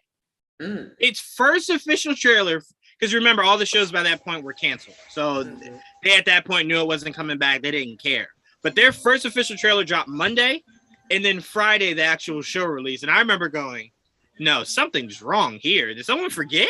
Did you forget? They forgot to hit publish on the video. Yeah, they forgot to hit send. And it's like, oh, shit, we knew we forgot something. I also... Go ahead, I'm sorry. Oh, sorry. I was just going to say real quick. I also feel like because of like me trying to get more into like video game media and stuff, I'm more of the mindset that like once we're past like the like development phases and we have something to show and we know like it's for sure gonna happen, then we'll say something versus like, I don't know. I guess the older model was kind of like, hey, this thing exists and it will come out eventually. And then like years later, you're like, hey, remember that thing we showed you? It does exist. And everybody's like, yay. So I'm kind of gotten over the whole like, let me get hype about something and then find out it's canceled kind of thing. I'm like, you know, if it comes out closer to the release date, I'm sure that's gonna bother a lot of other people. But for me personally, I'm like, I feel like there are only certain movies where I'm like, all right, I need info, or I like need visuals like right now. Like Spider-Verse was definitely one, and I was like, let me see it right now. But yeah, and especially when they were talking about the movie. Yeah, especially when they were talking about the movie at CinemaCon, it was just like, don't say shit. Now we want it. Like now we want it now. Yeah. Like right now. How are you gonna push the movie back and then show like the first 15 minutes to the people at CinemaCon? Yeah. That was so frustrating. Oh, I didn't even know. Like what? I'm yeah. CinemaCon news. Oh wow. Like come on. I don't know if I should watch it. Was it good? Was it good? It's good as shit. Hell yeah. Oh, I don't know. Dang it. Yeah. If I watch it, that's gonna make me like drop it now. Drop it. No. The video is not available anywhere. It's just the people that went there were talking about what they saw. And what they were talking about sounded good as shit. My mouth was watering just reading this shit. I was like, God damn. I was wiping my mouth like Jesus. But no, I remember they did that with Infinity War. I remember when they dropped the trailer at San Diego Comic-Con, they gave the audience there the trailer that had the Guardians meeting Thor for the first time. And then when we got the trailer, that wasn't in it. So I remember like that was when our Facebook page really took off. I got someone there to send me the video and I had posted it to the page. And it had just flooded with followers of like, oh shit, is this real? And it's like, it is real. You hear the screaming and like, it is very real. But yeah, it was just one of those things where it's like, I get it. You want to do something special for them because they pay money to go out there. I get it. I totally do. But I always say, release it to them. And then like 3 days later, release that shit to us. Like, what the hell? Like, why are we exempt from seeing it at all? You know, and you push the movie back. So now we assume the trailer won't be till later this year. I don't like that. I don't like that. Isn't CinemaCon more for like execs and stuff? Like, isn't it more of like, I thought it's not like a fan thing. It's not like a fan. It's a fan thing. Is it? Yeah. I thought it was more like execs and people that like reviews. A lot of press stuff and like, critics. yeah, in there, a lot yeah. of press. Yeah, it's not more Press. It's not Press, like yes. a con. It's not like a regular con. It's Yeah. not more like of a New York Comic Con. professional No. thing. Right. Like, Yes, but it's definitely you not know, for to execs get more because that's what they backers or do. whatever. You know, Well, to me, ideally, that doesn't fully make sense because that's essentially what your press screenings are for. Is for you to build that. So if you're treating CinemaCon to where it's only to the media, what if the media didn't like any of what it saw? I think that's why they show them only, they show them some minutes or whatever. And they Right, don't do but- that in other places. But what I'm saying is, what if you showed that and the media there didn't like it, and now they're polluting your audience that was excited for it? Like, hey, this is shit. Don't go see it. I guess that's the risk That you wouldn't take. make any sense. I think it's interesting you mentioned that though about like showing the footage at these conventions or at these press junkets and then releasing it online for the general public, because that is what Disney's doing with the Avatar sequel, right? They showed the trailer at CinemaCon. Everybody there loved it. They're screening the same trailer with Doctor Strange on Monday. Right. And then they're going to have it play in front of Doctor Strange when it officially releases on Friday. Right. And so I don't know why they don't do that with the rest of their footage. Because they wanted to be more so exclusive, right? So like everyone wants to come to CinemaCon because it means a lot. You go there and you might see some shit no one else can see. They'll hear about, but they didn't get a chance to see it. I get the exclusivity of it. I'm just saying, not everybody can afford to go. Not everybody has the chance to go. You know what I'm saying? Not everyone has the same luxury. So Well, I'm There's like, definitely a cut down happy medium version. somewhere in there. say it again, Jayla. There's definitely a happy medium somewhere in there. Right.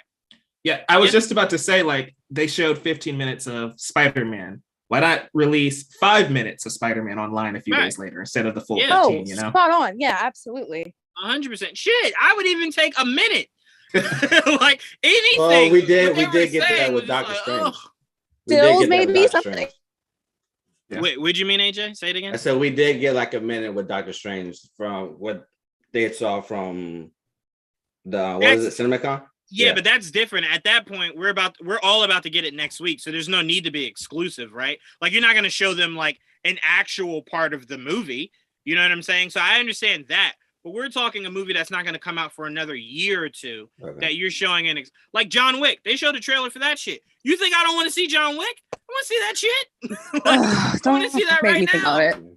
So to me, I'm like, yeah, they gotta find a way to do it to where it balances out, because especially now where people are just starting to get their lives back to normal from all this COVID shit, like people can't afford to go to San Diego Comic-Con or New York Comic-Con. It's not Or want to go to San Diego Comic-Con. or want to for safety Because- reasons. So it's like San Diego I Comic-Con get is you ridiculous. doing that, but like you said, Mike, if we go to New York Comic-Con this year and they show us 15 minutes of, let's say, the Marvels, right? They show us 15 minutes of that. The fans Look that at didn't that. get a chance to go, show them 5 minutes. That's it. And let them just have to imagine what the rest of the time was for what Right. was shown, you know? But I'm completely with you, Mike. Just balance that shit out. Just balance it out. Trayvon, you've already spoken passionately about what you think about this change. Yes, I Do you want to have. add anything else? No, it's still a garbage switch. That's it. Can you That's just it. can you leave the positivity open for I'm Ant-Man? very look. Okay, okay. I'll say something positive. I'm very happy for Jonathan Majors. Happy for him. Okay. All right. Anyway, Sith Morrison says, "Is Werewolf by Night a TV show or is it? It's a Good special. question. I It's don't a know. Halloween special. Oh. It's a series on Disney Plus, but it is a Halloween special. Isn't it- So it won't be like a season 2 because it's just a special. Like Yeah. Guardians of the Galaxy, the end of this year, have a Christmas special. You won't see a season 2 of it. It's just a Christmas special. You know what I'm saying? So Is that's Werewolf by Night- what- Unless they want to do it again the next. unless they want to Christmas. do it again, right? Unless they want to, but it's not a series, is what I'm Yeah. saying. It's just a Is- special. Is the Werewolf by Night live action? Yeah. Okay. Yeah, that's Where's what my we've been Star telling you. Wars Christmas special? Dang it. We did get one. Didn't we get one? Yeah, no, we didn't get one. Oh, we definitely got one. Yeah, we got one. absolutely did. The Lego Trayvon. Star Wars? When? Are you talking Lego Star Wars? Yeah. We got Lego Star Wars, yeah. No, were you talking about that, Mike? I didn't think you were talking No, about I that. want a live action Star Wars. Yeah, I was about to say, I wasn't talking about You Lego. just- Yeah. Hey, look, you just said a Star Wars special, so it's No, Yeah, no, I'm Technically, we with did Mike. get I one. thought the one too. I'll take Clone Wars or Rebels if they want to do animation, but I'm not rocking with Lego right now. I'm sorry. was That's not fun. it. Me neither. It was No, okay. me It neither. It was okay. Yeah, I stopped rocking with Lego when I found out from an executive that DC Animation doesn't do certain characters because Lego has first dibs. So, like, if Lego wants to do Wonder Woman, they can't do Wonder Woman. Lego has first dibs. Sounds right. So That when I doesn't found make that any out, I said, sense. "Oh, fuck that!" Because Terrible I asked him. contract. Because Terrible I remember deal. asking him, I'm like, "Wait a minute, where is Green Lantern? Like, why can't we ever get Green Lantern?" And he's like, "Well, they use it in Lego." And I was just like, "Wait, what? What? Why does that matter?" And he's like, "Well, the way it goes is live action, Lego, then like animation." Some nonsense And I'm like- right there. I'm like, "Okay, all right." That's weird, but okay. I guess I can't argue with it. That's what they want to do. So hopefully now that Warner Brothers Discovery is a thing, that's not the way they choose to go about things. Because Oh, it's hell's like, ass laugh. yeah. Because look, all I'll say This is the kind of crap he was wanting to clean up, wasn't it? Yes, 100%. And Yeah. here's the funny thing: when you look at it, Lego has had an absurd amount of movies, right? That it's at this point it feels like no one even knows is out. Like a parent stumbles across and it goes, "Oh, hey, do you want to watch this?" And the kid's like, "Sure." But like the kid never asks, like, "Hey, did they drop a new Lego Batman this year?" And it's like, no one does that.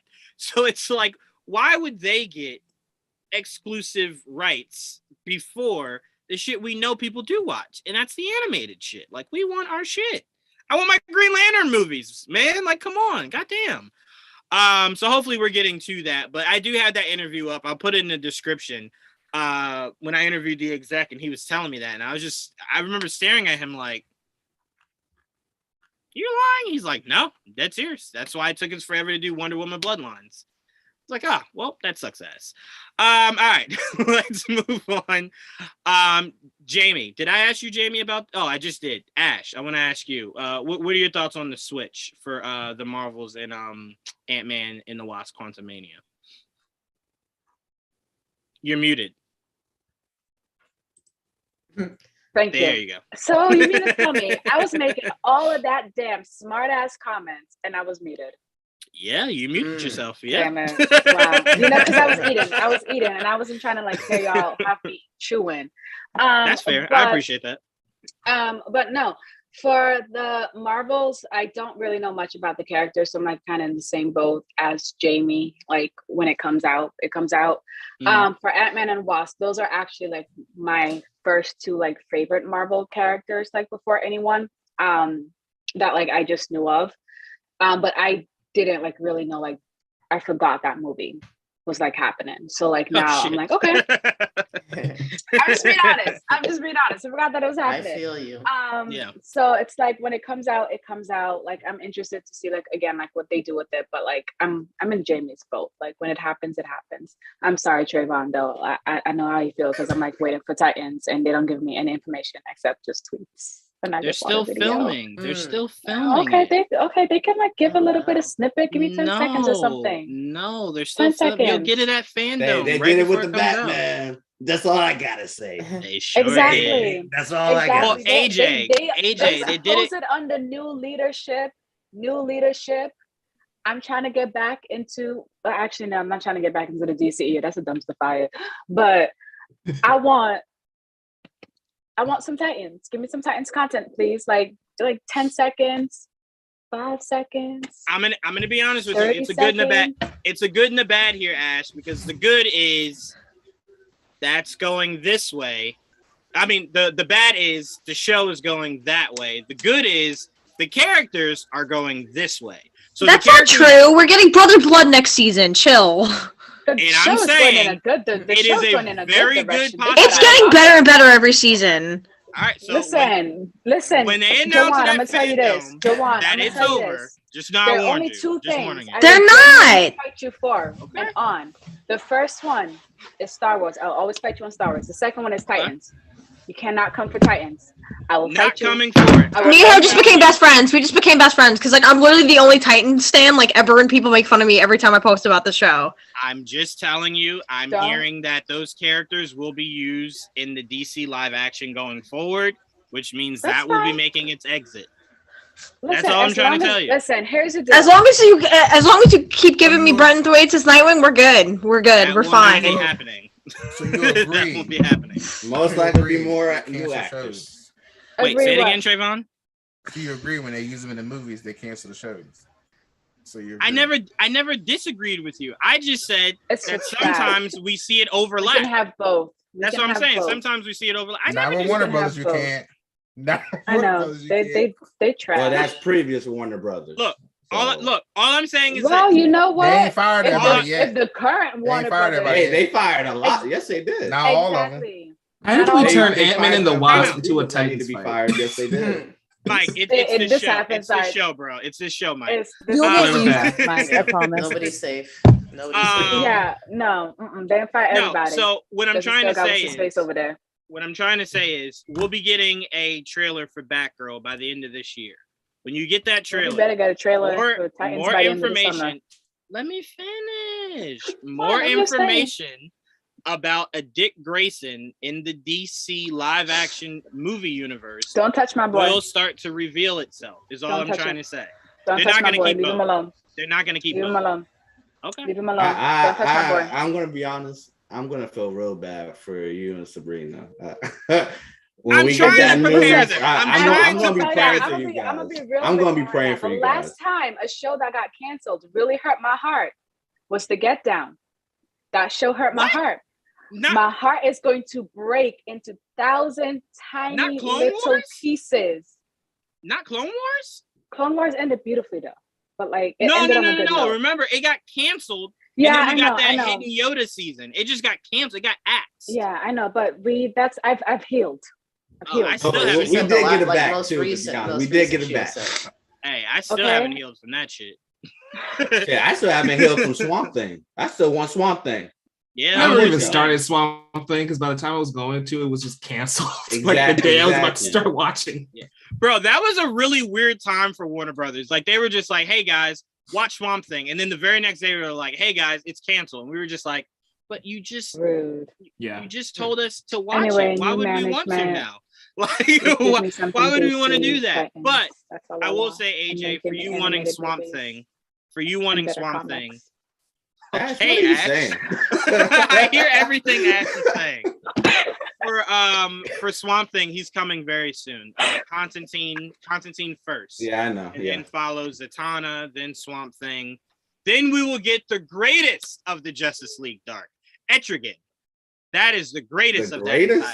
The greatest. I love Etrigan. Of that team. Zatanna for me all day, every day. Does Zatanna rap when she's beating somebody? Doesn't need to rap. Doesn't need to rap. But Etrigan. She speaks backwards. Backwards. Magic. Trayvon, hold on. How cool is that? That's not a fair argument. Everyone in Justice League Dark has magic. That's the whole concept. No. Etrigan is magic. Spells. That's magic. What are we talking about? Don't do no spells. Yes, he does. Yes, he does. No, not the ones I've seen. Not the ones I've seen. Sorry. Well, wait, what have you seen? Honestly, what have you just seen? need to do Trayvon. You just need to do this. Say whatever you want to say, not the ones that I've seen. Yes, exactly. That's exactly not the ones I've seen. Exactly. It's like the whole purpose of Justice League Dark is a team of magic. And Trayvon goes, but I haven't seen it, so you don't have magic. But the whole core concept is magic. I've seen Constantine do spells, yes. But I mean, isn't his name Etrigan the Demon, though? So shouldn't that already be a hint that he's magic? Yes! He spits fire. He does this to create a fire sword. Not spells. Like, that is a spell. That could be the elements. He could just be controlling the elements. Guys, you know what's sad? He could have nobody had a response for that. He's right. You guys have fun. Oh my goodness. Okay. Trayvon, I love you and your chaos. I love it. Goodness gracious. So wait, hold on. General public right now, okay? No, you can't speak for an entire general public. This is general public. This is how we think. So to you, he's not magic because he hasn't actually said a spell. Look, he can be magic or he wants to be. He's not the kind of magic I like. Okay. So what's the kind of magic you like? Because I'm about to call you out. Spells. Right. Because she says spells or does something. She says spells, right? Yes. Okay. You want to know my question for you? Uh-huh. You ready? What spell you ever hear Wanda say? Well, it don't matter. She flies. All right, then. So let's move on. Thank you. She flies. Thank you. Exactly. Flies. So you like to pick and choose. She flies. Wanda ain't never said no damn spell. She flies. The hell we here talking about? Her- Wanda ain't say Well, no. Her she magic does doesn't word- need she does spells. wordless They already magic. explained that. Actually, So why is manifest. Etrigan she not the does same wordless thing? magic. She doesn't need to speak to use her magic. She's So that. No, why is but Etrigan not the Trayvon's same point thing? is they had to say something for the cast to activate. Right. That's what And Trayvon we're- is DC saying. and I'm just trying to Marvel be. now. I'm just trying Now to you be trying to put instigated. Marvel and That's all I'm DC trying against to each do. other. Like, let's stay over here, DC, like y'all were at, right? Let's stay over there. I said Zatanna over there, DC. Okay, all right. Be with me. Be with me. Anyway, Jayla, how are you liking the move between the Marvels and Ant-Man and the Wasp? It's how the cookie crumbles. I'm looking forward to Ant-Man in particular. Of course, I'm really excited for the Marvel. Sorry, but no, it sucks, but it's a part of production. When it comes to Marvel, we're just more aware of it since Marvel plans things out so far ahead, and it's still well-known household name that we're more connected to where things are going. So it's a bummer, but I trust everyone involved, and I trust that they're going to take the extra time to give us the best product we can. Yeah, that's the best way to look at it. And to answer your question, Sith Morrison, where's my John Wick trailer? I need that. From what I heard from CinemaCon, that trailer was everything. And they gave us an announcement that Anna's The Ballerina, which is a spinoff from John Wick, will go into production later this year. Which that just answers the question. I know somebody that watched the John Wick movie said to themselves, like, it's action, it's a cool story, it's fun, but how do you make John Wick sexy? And then they just went out and answered that question. So now it's just like, all right, there's nothing else this franchise can do. I'm waiting on the show about the hotel. That's the main thing I'm waiting on. That's in limbo because it's in limbo because of Stars. So it's rounding out its cast, so it's still a possibility. But Stars has been really. I won't say what it was, so everyone can be surprised when they see the trailer. I've heard one thing in particular about the trailer, and it's all I need for it to sell me on the movie. I didn't even have to see it. All I know is why would you say that if you're not going to tell us what it is? Maybe you're going to watch it for yourself. All I know is that John Wick uses nunchucks to kill people, and I'm like, yep, all right. Oh cool. shit! I'm in. I like that. I'm in. I mean, is that better than a pencil though? No, it's more impressive. It's no, it is impressive. It is impressive. But a pencil is like, damn. Joker did that. Nobody cares. Okay, that's a fair point. That's a fair point. No. Done that, right? How about a book? No. Hold on. Time out. The reason why the pencil kill was so legit was that at the beginning of the movie, you heard them talking about it. Like it was like a fairy tale of like, he could kill someone with a pencil. And they were just like, bullshit. And then you see it actually happen. And you're like, oh shit, he killed someone with a pencil. That's dope. And we don't know that guy died when the Joker did that. We don't know. Maybe he was still just laying there twitching. I'm tired of y'all. I'm pretty Who knows if he sure was twitching? I am tired of y'all slandering that movie. That movie was so good. Where was the slander? Who slandered it? You okay, Ash? You good? Yeah. I think the general statement is slander. It's one of the best movies ever. Yeah, not y'all. Not y'all. All of the other people too. Oh, Anytime okay. they I was bring about up to the say. movie, Nobody slandered that Batman-less Batman movie. No one slandered that. No one did. Not a human being did. Let's not talk about DC anymore because DC just brings out the worst in us. Shout out to Sabrina. Sabrina, I know, is ready to. On Twitter. I know, right? Come on, Sabrina. Come on. Yes. I got fans, man. I got fans. Yes, we love. It's fucking crazy. It's crazy. I literally said that to my manager today. I was like, it's funny. I was like, you made it when you have your own fans on Twitter. Yeah.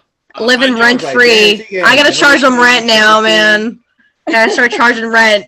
They just randomly just be coming for Sabrina just for no reason. Like I'm scrolling through my timeline and it's just like, oh, Batman's horrible at Sabrina. And it's like, why? At that point, I was like, okay, I'm gonna have to join in. I'm gonna have to help her out. No, the one that got, did you see the one today? No. So somebody like posted a meme about my account. And I was like, someone sent it to me because I don't even follow the dude. Not even mutuals with him. Don't even follow that many people in common. and he was like tweeting about me like a bunch of times, and people keep sending them to me. And I'm like, bro, I'm like, I really live in your head rent free. So I'm like, that's what I mean. I'm like, I have fans. And like Blake was like, you have your own rogues gallery right now, and I'm like, I know. For sure. Yeah. Maybe It's weird. It's weird, but it's like, wow, like I got fans, man. People like to dislike the Batman just to have like a popular take, like just to be different. Yeah, like at this point, like I don't even like engage. No, the only time, like I got like really, I don't know. They're just reaching so bad now, and like they don't want to hear the truth. And like the truth is that they're gonna keep reaching and hating on this movie because it's not Ben. If it was Ben, like listen, I love Ben, and if it was Ben's movie, it would have been just as great. But like, no. Well, like, my point is that like them saying, because they always use the whole argument that because it didn't make $1 billion, was like, how do you know Ben's movie? If it was Ben's movie, it would have made $1 billion. Then how do you know that? You don't know that. That's fair. You don't know that. And I would like to add that only about 14 movies have made $1 billion. All of the Batmans. Wait, hold on. One at a time. Go first, Jayla. The billion. I actually made a tweet about this not too long ago. The whole billion argument. Only about 14 movies, I think, maybe less, maybe like 1 or 2 more, have made $1 billion. So it's like not exactly as common as people might try to assume. It's just a weird take for me. It's crazy. Okay, I love Zack Snyder's Justice League and I love BBS, but it did miles better than both movies. Well, my biggest issue to the narrative of it didn't make $1 billion is money cannot always be the narrative for movies, right? So like whenever it didn't matter. It was already a success anyway. I used to tell people, I was like, this is their golden movie. Like, and I'm not comparing, but this is just like the way like I can only explain it right. This was like their movie. Like this is the biggest hit that like someone would be like against Marvel. And I'm not saying like it's against Marvel, but like this was like their movie where it's like this was like their golden movie that like they're finally. I'll say this: it's their best reviewed movie since the. That's what I mean. Like that's what I mean. Like this was like gonna get the public perception back on their side for DC. Sure. Yeah, but the money argument never makes sense to me because I don't know. everyone uses money to tear down Solo, a Star Wars story. Like, oh, it didn't make Star Wars money. You're right, but there's 90 movies that come out a year that would love to make even close to what that movie. Can I be honest with you? Right. I love No Way Home. It would have not made $1 billion if it was available on Disney Plus too. There's no way. Sure. Yeah, for sure. But like that's the point though, because it got like people wanted to see if Andrew and Toby were in it, and like they had to go to the movies to watch it. Like they couldn't just sit home and watch it. You know what I mean? Right. What were you gonna say, Mike? Yeah, I was just gonna say the whole billion argument really stems from Batman versus Superman, right? Because that movie made a ton of money. But it was seen as a disappointment for Warner Brothers at the time because their expectation was so hated. They like backed out of half their marketing for the movie, and they didn't even back Zach when it happened. Yeah. So that like they wanted, it was basically a Trinity movie, right? And they felt that should have made as much money as an Avengers movie. And so 100%. ever since then, the Snyder fans have kind of internalized that argument and thinking Warner Brothers doesn't see a movie as a success if it doesn't make $1 billion. And I think they kind of fail to realize that expectations for the Batman, a reboot, a 9th reboot at that, for this character, is not the same as Batman versus Superman with Wonder Woman fighting Doomsday. They're not even. Like I said, I love both movies. They're not even the same league. And like, I'm not saying like in terms of being better, but just like it's different because not only that, like the marketing that went into this movie, they didn't even do that for any DC movie like this hard. Like the way that they did for the Batman. Like they did everything for this movie. Shout out to Mr. E. He says, I was always under the impression that if a movie makes more than its budget and has a good word of mouth, it's a success. Yeah, 100%. It made over their budget and surpassed it by miles. Well, wait, hold on. What are you trying to say, Trayvon? Go ahead. I'm no comment. I see your faces. What are you trying to say? Go ahead. Say what you're thinking. I'm not commenting on this movie. I do want to say one thing real quick. No, Trayvon, speak your truth. No, because I'm a hater, right? Yeah, no, you do be hating though, Trayvon. But no, what are you trying to? Are you about to defend that the Batman? No, it's fine. No, go. Okay, go ahead, Jayla. I just really quickly. I think even though like they're internalizing it, Mike said, I think people forget how much $1 billion is. Like that's a lot of money to make. Especially when people are just now getting back to the movies. Like, $1 billion is an insane milestone to set. And Trayvon, I really do want to hear what you have to say because I value your opinion. Thank you. So now you need to say it, Trayvon. So we all quiet. I'm really good on this movie at this point. I'm really tired of talking about it. Nope, not doing it anymore. Nope. I was just gonna make my faces and y'all can figure out what that meant. No, come on, just share with the class. Detectives in the chat figure this out. That's fair. Let the chat decide. Chat, do you want to hear Trayvon's point? No. Yes, chat. Let us know if you want to hear what Trayvon's gonna say. Trayvon, are you scared of what you're gonna? Are you gonna shit on the movie and you're scared how me and Joanna are gonna react? I already know how y'all gonna react. Oh, well then what's the point of not saying it? There's no shock factor here. Just say it at this point. Y'all. He doesn't want to hurt you. All right, let's move on. All right, so AJ, this is for you. This is the topic you wanted to talk about. Kevin Feige told the audience at CinemaCon that he and his team are headed to a Marvel Studios creative retreat where they will plan out the next 10 years of content. So, AJ, you will be naming 5 characters you want to see introduced coming in the coming years. 5 characters I want to see? Okay. Mm-hmm. If you can't think of characters, anyone who can't think of characters, you can tell me 5 stories you want to see adapted if you can't think of the characters. Okay. Well, obviously we're getting Deadpool. So that's out the question. No. If it has not come out yet or started filming yet, it counts as somebody you want to see. Okay. Because there's no release date or anything yet. So we don't know exactly when that would come out. So actually, I'm going to combine that question with the director choices that I want for Fantastic Four as well.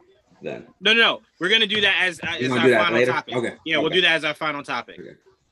Then the 5 characters. The teams are the teams going to be count as one, or do you want me to name them all? Or no, I want you just to name an individual character. Oh, the Fantastic Four counts as one, so that counts as one. Yeah, that counts as one. Okay, so obviously Fantastic Four. I will also like to see their interpretation of Wolverine. See what they do with that character.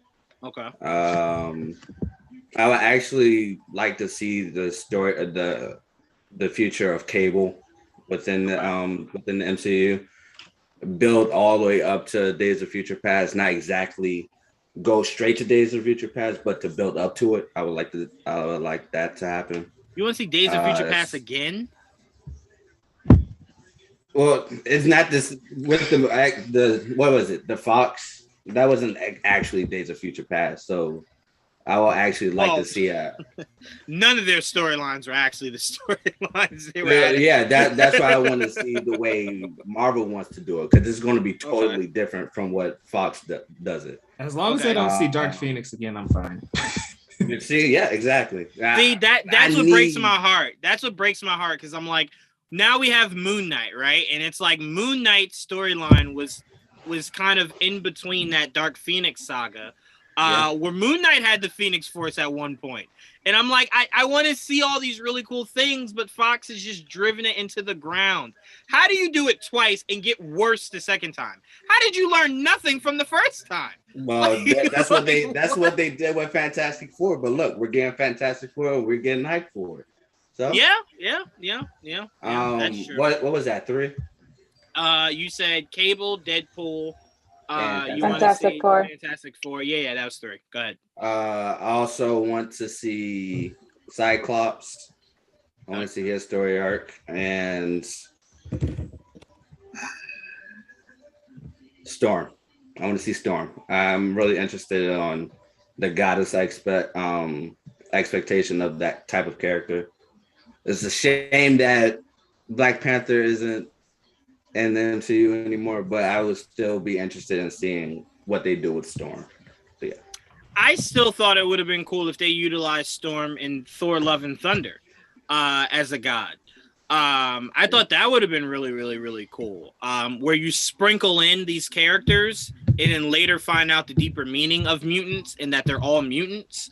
You could have done that, but again, we got to wait to see how they introduce mutants in the MCU to see how all this makes sense. But Mike, the question was 5 characters you want to see introduced in the MCU going forward, based off of Feige saying they're all going to go out to a retreat and plan out the next 10 years of the Marvel Universe. So what are 5 characters or 5 storylines you want to see adapted in the MCU?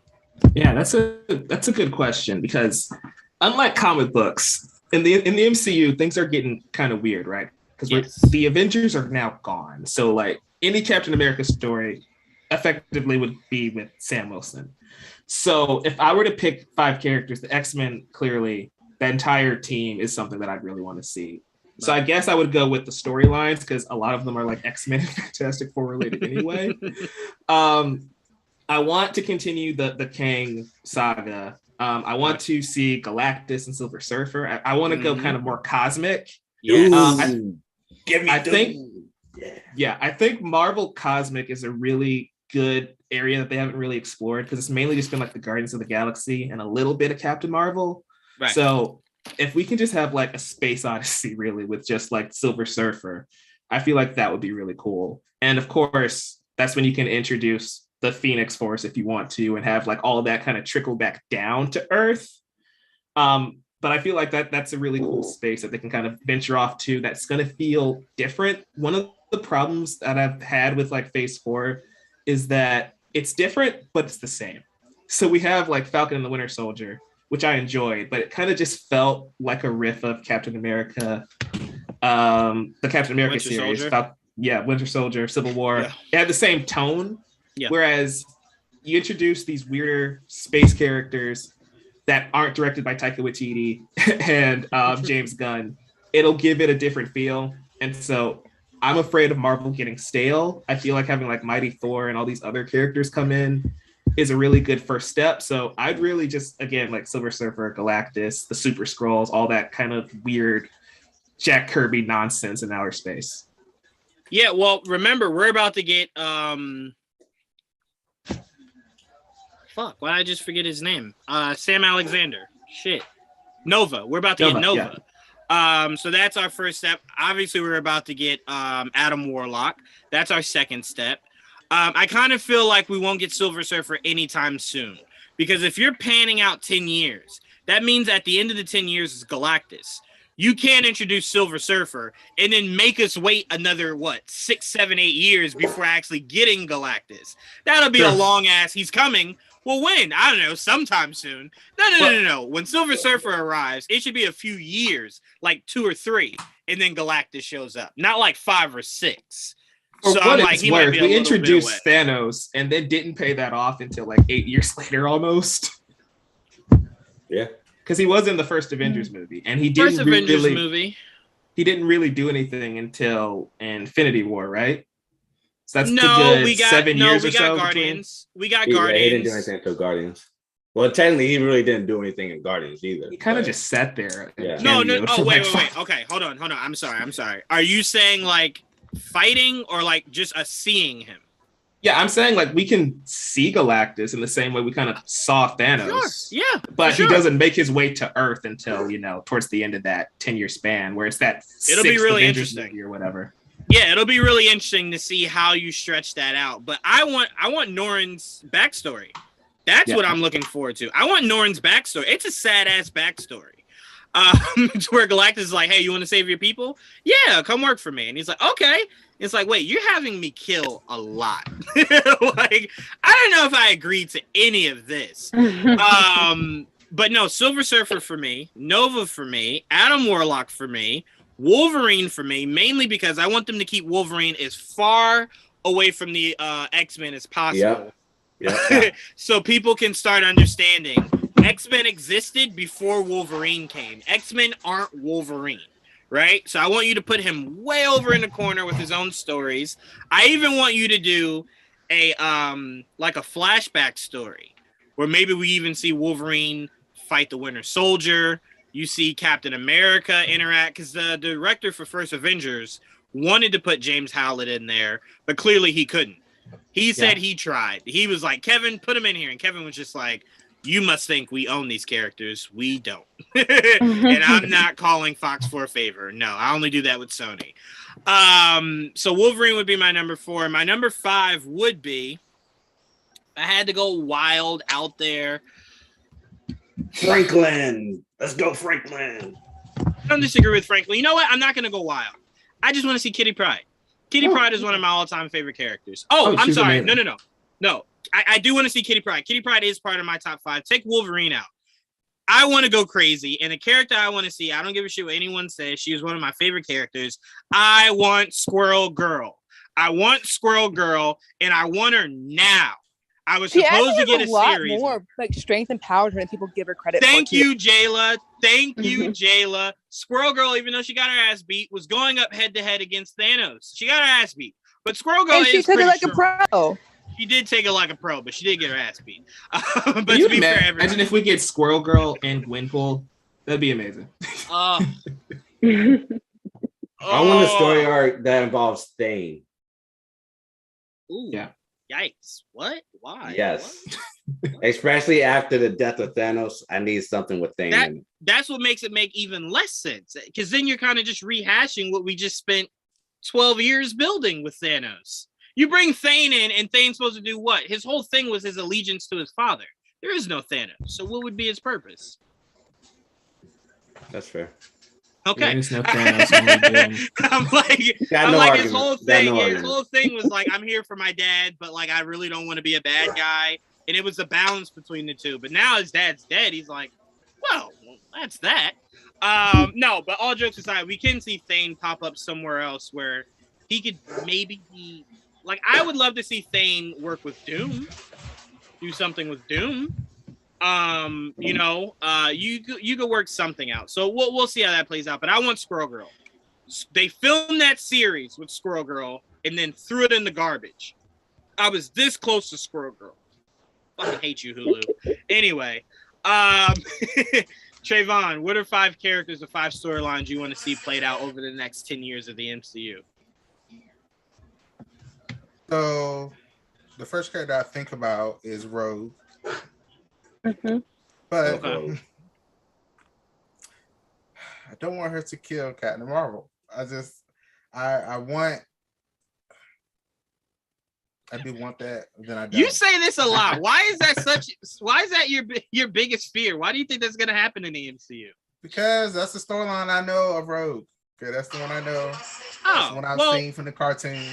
Well, you know that I want to see it. He loosely adapts things. I don't see him killing Captain. But I want her to have her flying ability.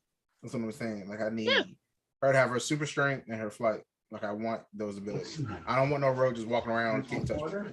I want one that actually has some kind of active power, something she can do. Well, that's usually what her biggest power set is just walking around touching people. I don't. Yeah, but we want that Captain Marvel power set, you know. That's the sweet spot, come on. Right? I was about to say, come on, man. That's the good stuff right there. She can just hold on enough to where she can have it, but Captain Marvel still lives. Figure it out. Figure it out, Feige.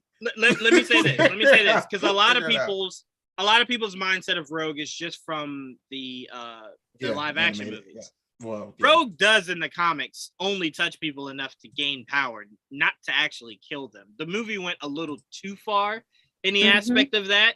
Rogue could kill you by holding on to you too long, but she also could just touch you, gain the power, and then just remove her hand, and you don't die at all. I'm talking about the cartoon where she kept the power permanently. That's what I'm saying. Help yourself by just stop going back to that story, Javon. I just want her to have story. That's the best version of Rogue, though. So we have to keep going back there. It is. I don't think MCU is gonna kill off Captain Marvel. I think she's so fun. I don't know. I love that Rogue. Like, yeah. I'm with you. I want to see Rogue. Yeah, I'm with you. And I want to see Rogue have her accent like she did in the animated series. That's the Rogue I want. Yeah, I want that Rogue. If she ain't got an accent, throw it all in the garbage. But go ahead, Trayvon. So Rogue is number 1. What else you want to say? I'm excited for the Black Knight. I mean, I don't know much about him. Okay. I just know of what I've heard or learned about around Eternals time. So I'm excited for him to see what that sword does. I'm excited to see how they do that. Does the sword corrupt you every time you use it or whatever?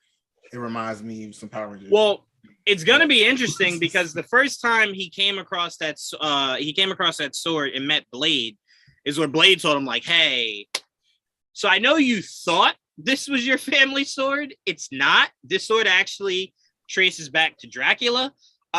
So like, we're gonna have to go ahead and handle that situation first." So that's why I thought putting Blade at the end of Eternals was genius, because I'm like, they do have an actual connection. So I'm like, I can't wait to see how that plays out. But yeah, that sword looking like it's symbiotic was very weird, especially seeing Gore's sword and seeing how that doesn't look like it's symbiotic is what's also very weird, because it's like, I think you switched the swords. But I'm with you. I do want to see Black Knight. It seems like the earliest we'll see him is Blade. The latest we'll see him is whenever we get Midnight Suns.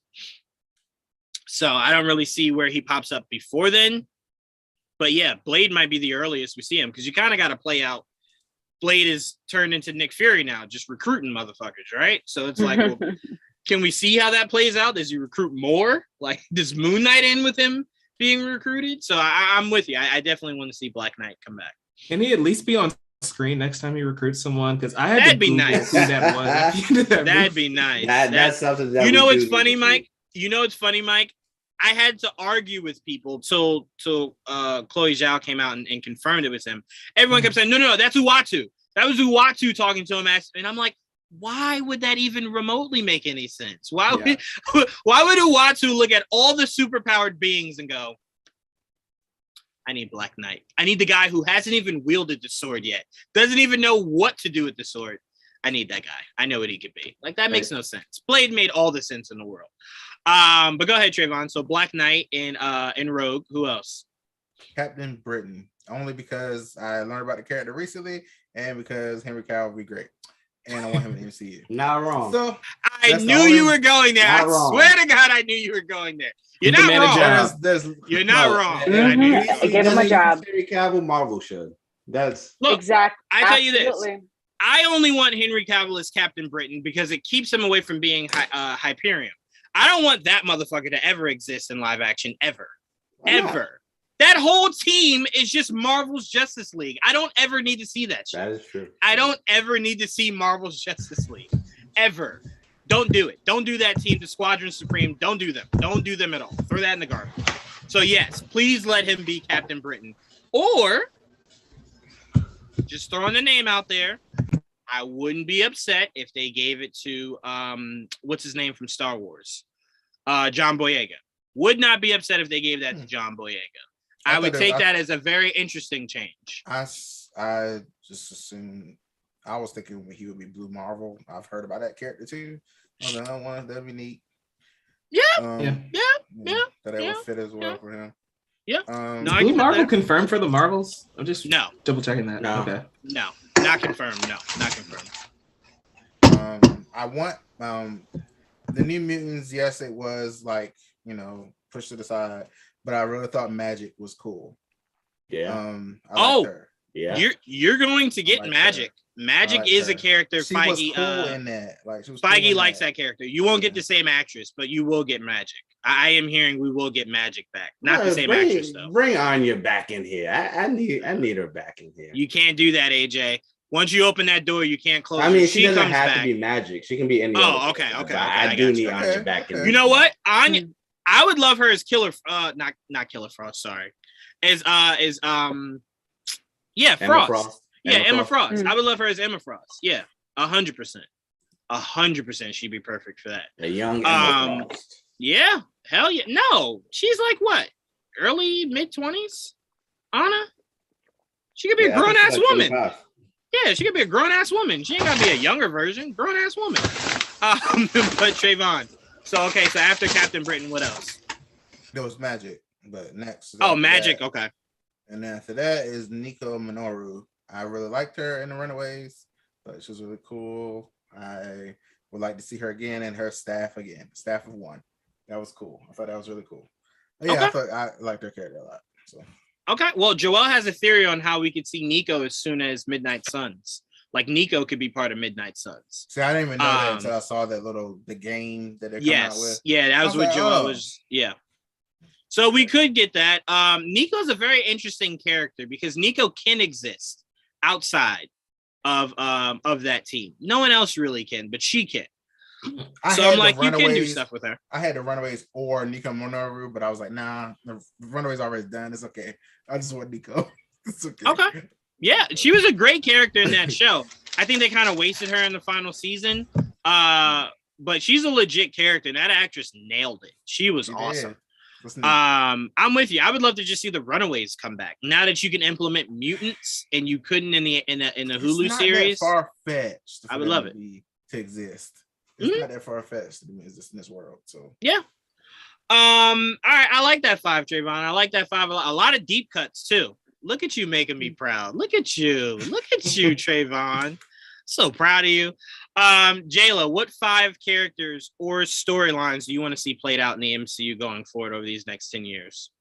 Well, first, I'm personally offended because you guys have pretty much named my entire list. So thank you for that, including Kitty Pryde. Yeah, I love Kitty. I'm pivoting a little bit. I want to see Death. I want an introduction to Death. I want to see oh God. Who was going to say? Domino. I want to see Domino. I want to see Death. I still want to see Silver Surfer. He's one of the greatest characters in the comics. If you ever hear Stan Lee talk about him, he basically explained how he used Silver Surfer to speak about the world through him in his interviews, which I find fascinating. I love Silver Surfer. Great character. That's 3. I'm gonna copy some people, or you guys are copying me because that was my idea. Jubilee. I definitely want to see Jubilee, and I want to see Kitty Pryde. Yeah, I don't know how Death plays out. I remember this rumor vividly that a lot of people thought Hela was going to become the manifestation of Death, leading right into Thanos. But I'm kind of like, I like Death for the idea of like Deadpool's coming, and it's always really cool the relationship between Deadpool and Death. Yeah. That's where I'm going with it too. Right. But what made that story so intriguing was how Thanos and Deadpool were doing the most. And Death was just sitting here like, I'm really not interested in any of you motherfuckers. Like Thanos was like, I killed half the world for you. So I just love the idea of both of them trying their best to gain her love. And she's just like, I'm kind of neutral. Maybe one day like you, maybe one day like you. I don't know. But now I'm just curious on how you showcase the manifestation. Because Hela would have been perfect. Hela definitely would have been perfect. It would have been dreamy. It would have been super dreamy. I know what, I'm gonna have 2 bonus ones. I'm sorry, I just thought of them. Black Cat, and also oh my God, I'm forgetting everything today, guys. I am so sorry. I promise I slept last night. I promise. I want to add an extra bonus then. Gambit. There it is. Gambit and Black Cat. Gambit. That's good. Yeah. So yeah, the thing about Black Cat, right, is that a lot of characters that I would like to see are stuck in this Sony universe. It doesn't exist. Thank you very much. It's not happening. Nope. There's not a thing. Yeah, I wish.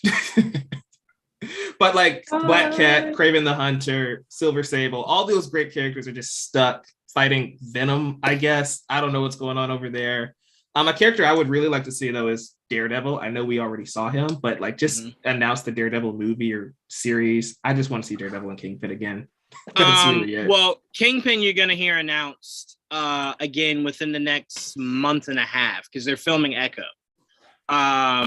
So he'll return for Echo, whether it's a small cameo or an actual prominent role.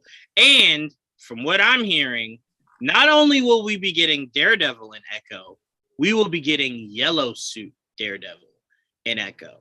And he's also supposed to be in She-Hulk. He's supposed to be like a mild love interest for Jennifer. So I'm like, all right, that makes sense. But then I'm like, there's no way they're gonna put Jessica Jones and Daredevil in that series. That's just too much, as AJ would say, greatness. And Feige he usually reduces the amount of greatness. He gives it to us little by little. Little by little. So Jessica Jones makes more sense because Jennifer's a lawyer, and you usually always need a PI if you're a lawyer, a PI you can trust. And that makes all the sense in the world that she gets the best PI in New York, Jessica Jones. But it also isn't out of the realm of possibility she has a case, and opposing her is Matt Murdock. But that's all we get. He's just the opposing counsel. You don't ever see him suit up or anything. So I'm like, both are logical. Neither one of them I'm getting my hopes up for. And you put him in the season finale. I think that'd be really, really dope. That would be awesome. But then what's the likelihood, Mike, that we get No Way Home, She-Hulk, and Echo, right? We get to see him in all of those, right? It's like one of those he won't be in. And like for me, I've built it up in my head that it works for all three of them. So now I'm like, well, he needs to be in all of them, not some of them. Excuse me. But yeah, we definitely need Daredevil ASAP. And now that we have him in a world with Moon Knight, we have him in a world with Spider-Man, we have him in all the places we've always wanted Matt Murdock to be a part of. Now this is where the real games begin. This is where the real games begin. So I can't wait to see how it all plays out there. But Ash, what are 5 characters you'd like to see pop up throughout the next 10 years of the MCU? Okay. A lot of mine were taken, but I also am not that familiar with like a lot of like Marvel characters or storylines. So this is what I'm going with. The last one, I feel as if I'm gonna get some shit from y'all, but I'm gonna still say it anyway. So my first one is Rogue. Like aside from Wasp, like she is like my girl. I love her. Gambit as well. I love him. Like very similar to like Rogue. I want him to show up with his accent. Like if he does not show up with his accent, keep it. Yeah. Do not do that to my boy. True. I want to see Storm because she's just always been one of my favorites as well.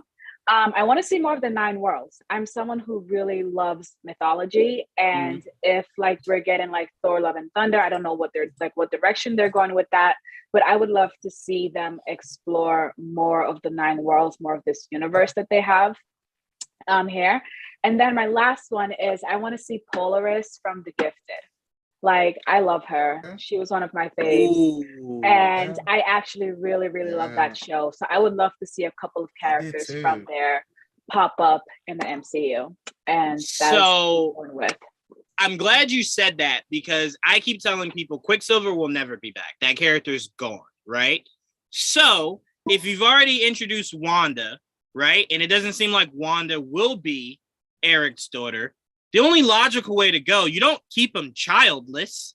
You give him the one child that's still alive and that could actually be his child. Polaris. Right there. You give him Polaris.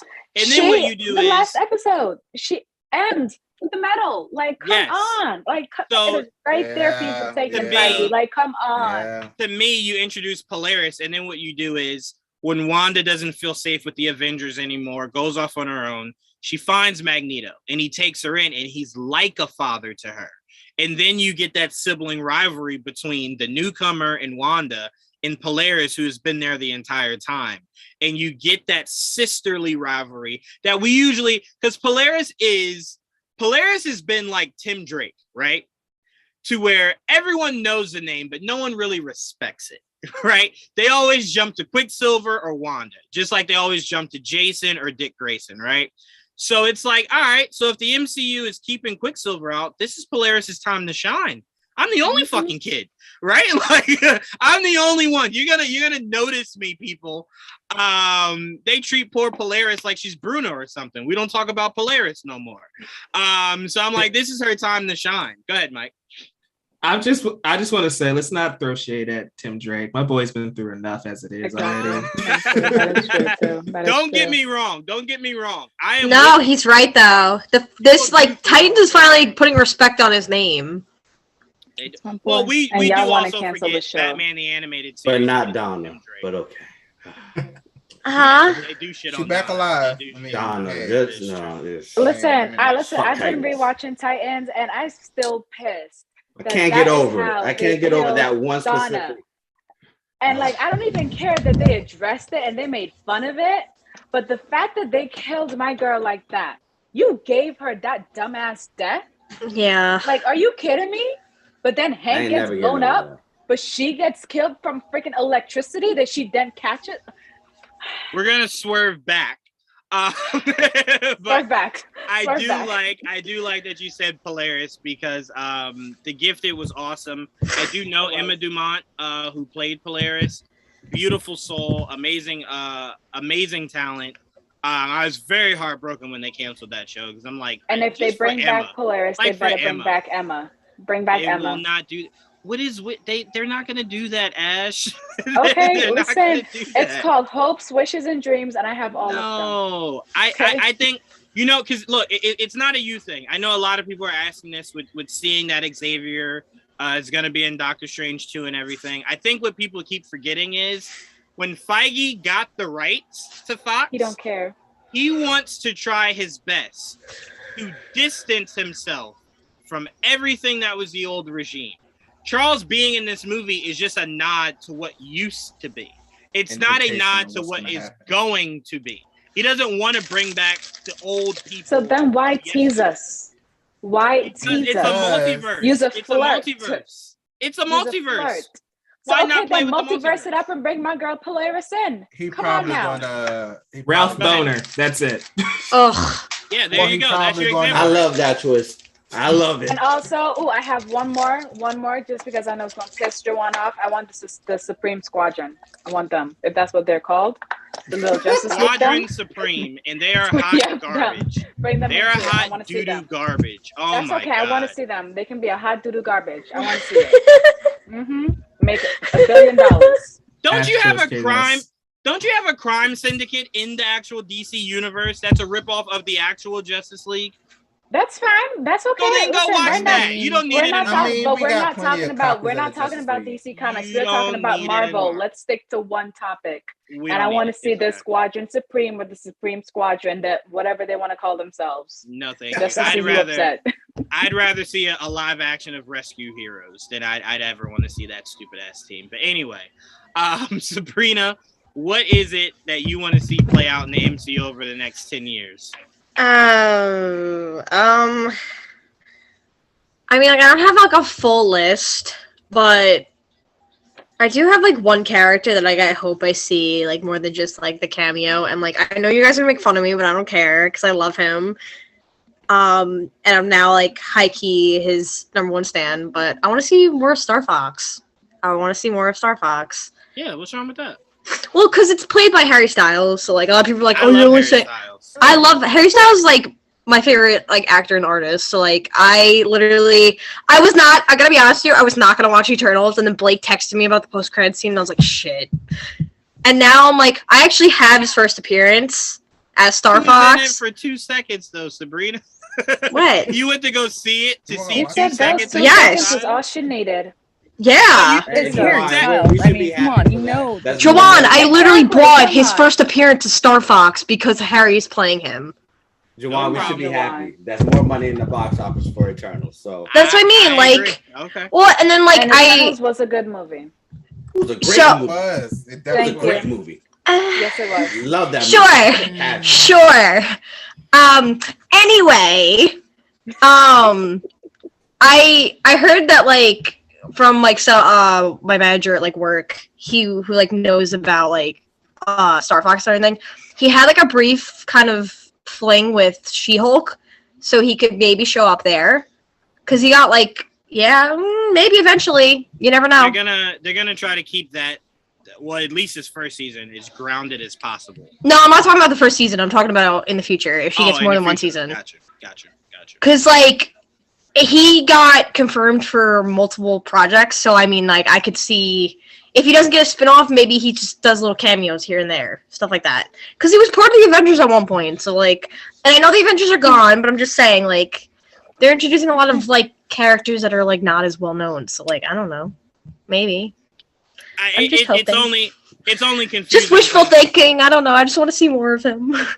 Look, it's only confusing because the two characters at the end of that end credit scene are heavy Thanos characters, and you introduced them after he died.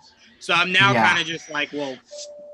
Yes, but like I said though, Star Fox has been a part of the Avengers, so he's not just a Thanos character. He's not, but Pip the Troll 1,000% is. Pip the Troll. I wasn't talking about Pip the Troll. I was talking about Euros. That was it. That's all I care about. That's all I care about.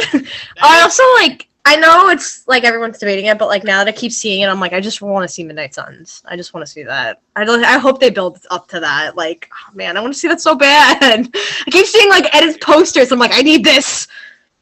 I just like I know he's already has his projects, but I just want to see more. Juwan, no one's ready for that. I'm not ready for that. No. I want to see. I just want to see more of Oscars Midnight. And let me say this, because a lot of you fans out there are on Trayvon's side about only knowing about like the cartoons and video games.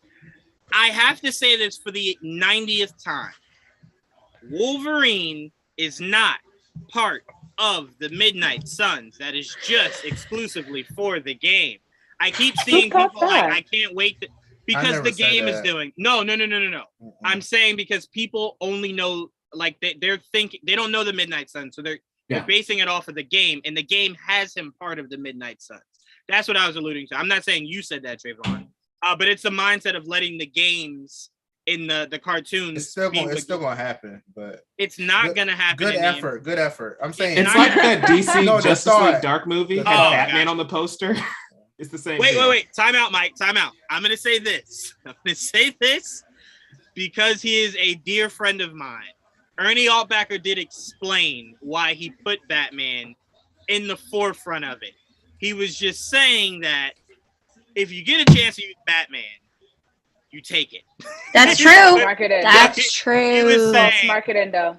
I don't disagree, because I asked him. It's not false marketing because he has been, has helped them. So it's not really false marketing. It's just never been part of the team. It is false marketing because if you don't know the comics, you think he's part of the team.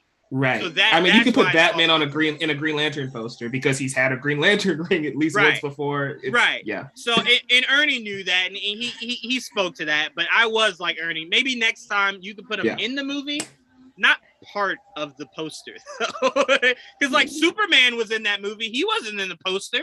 Like all the Justice League was in that movie. They weren't on the poster. It was just a sell. I know. But I told him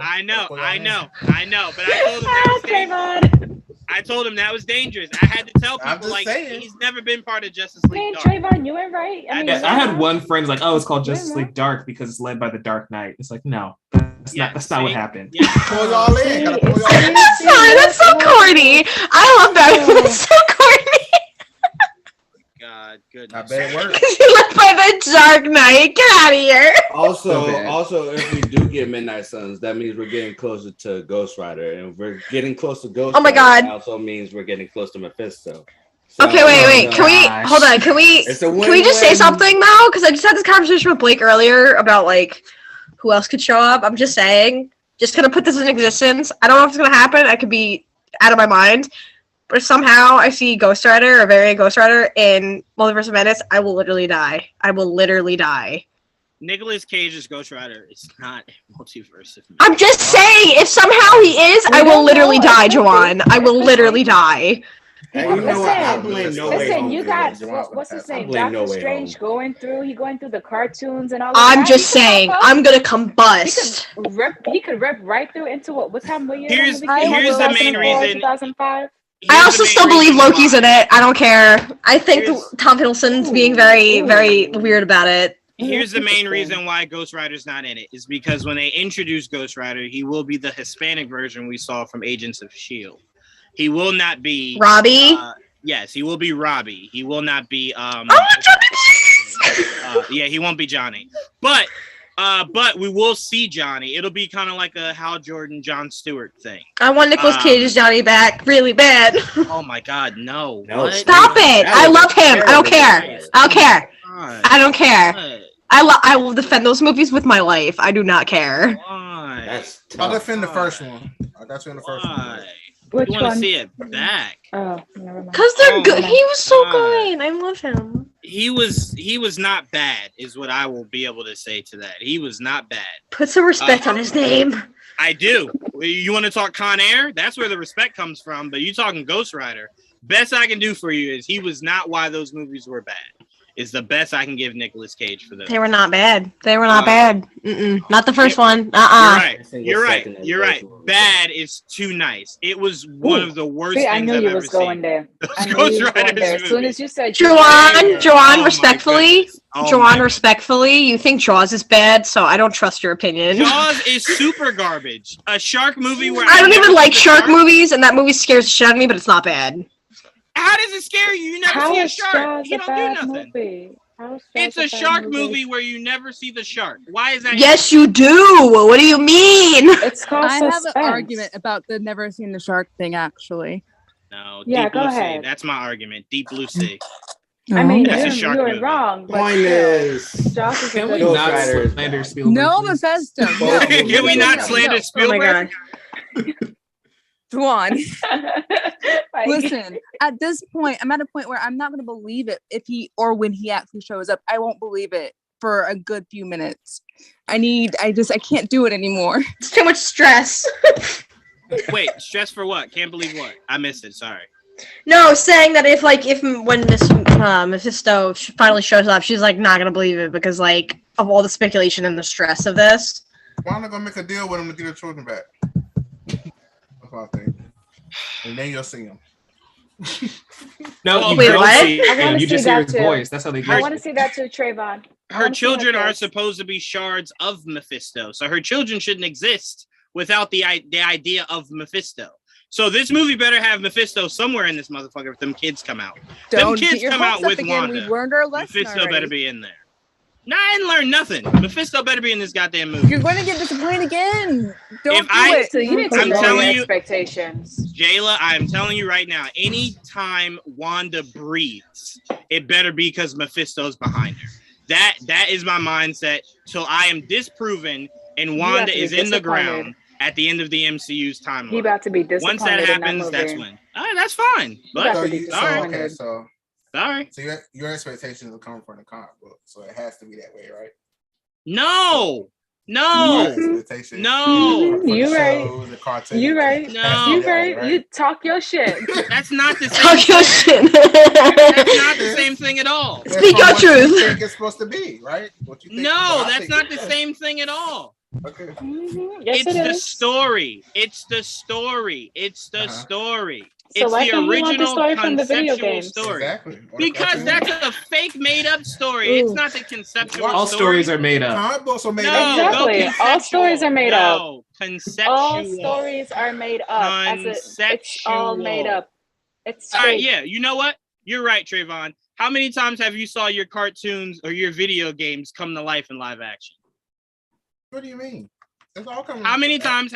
No. It's all coming. What you Not mean? characters, not characters, story. How many times have you seen your stories come to life? How many times have you seen your stories? A lot. A lot. Are you sure? It's not the ones I want. Are you That's sure? the I feel problem. like- It's not the ones I want. This is not a good hill to die on though, because think about like comic book Batman's origin. He's going around killing people with guns, and like Batman Detective Comics #1 and Stop 2. it. Stop. So- Stop. No, sometimes you gotta hear the truth. Sometimes you gotta hear the truth. No, I just don't want to get into that debate. No, but I'm just saying, like the I can version handle the that people truth. like I'm just comes saying. from the 70s, 80s, and on, not necessarily from the 40s. It's not really So- the same You thing. thought Batman didn't kill. Yeah. You tell him, Trayvon. You thought Batman didn't what? But he didn't kill, you know. He You thought doesn't. Batman didn't kill? He Batman doesn't kill. You sure? Yeah. Pretty sure. Okay. It's a vow that's held up since what, the 60s? I'm 1,000% sure he doesn't. Okay. But in the original comics, he did, though, is all I'm saying. So Yeah, to but he say- doesn't anymore. So no, He did he before. doesn't. And Thor can fly. It That's doesn't my work that point. way. there. It doesn't work that way. Thor technically cannot what you need fly. to do is Thor amend the cannot statement fly. to Batman doesn't kill anymore. There you go. Look, everybody happy. No, Batman doesn't kill. I think I said it right the first time. Point blank. Period. He doesn't kill. I put a period there. I didn't put a Anymore. comma. No, there's no comma. Anymore. Doesn't kill. Mm-mm. Okay, you know Anymore. what? There's no comma You needed know what? either. Batman doesn't Again. kill anymore. Grammar lesson. Doesn't Again. need the comma. Don't Again. need the comma. Grammar lesson. Again, Batman like I doesn't said, kill anymore. One full sentence. like I As we said, descent into madness. the argument Trayvon I'm made, chilling over here, Jalen. like I said, the argument Trayvon made You heard Thor say he cannot fly. And when you see Multiverse of Madness and you see that she doesn't fly, then we're all good. You'll understand it. That's all I'm saying. You'll understand it better when Thor tells you, because you can go watch Ragnarok.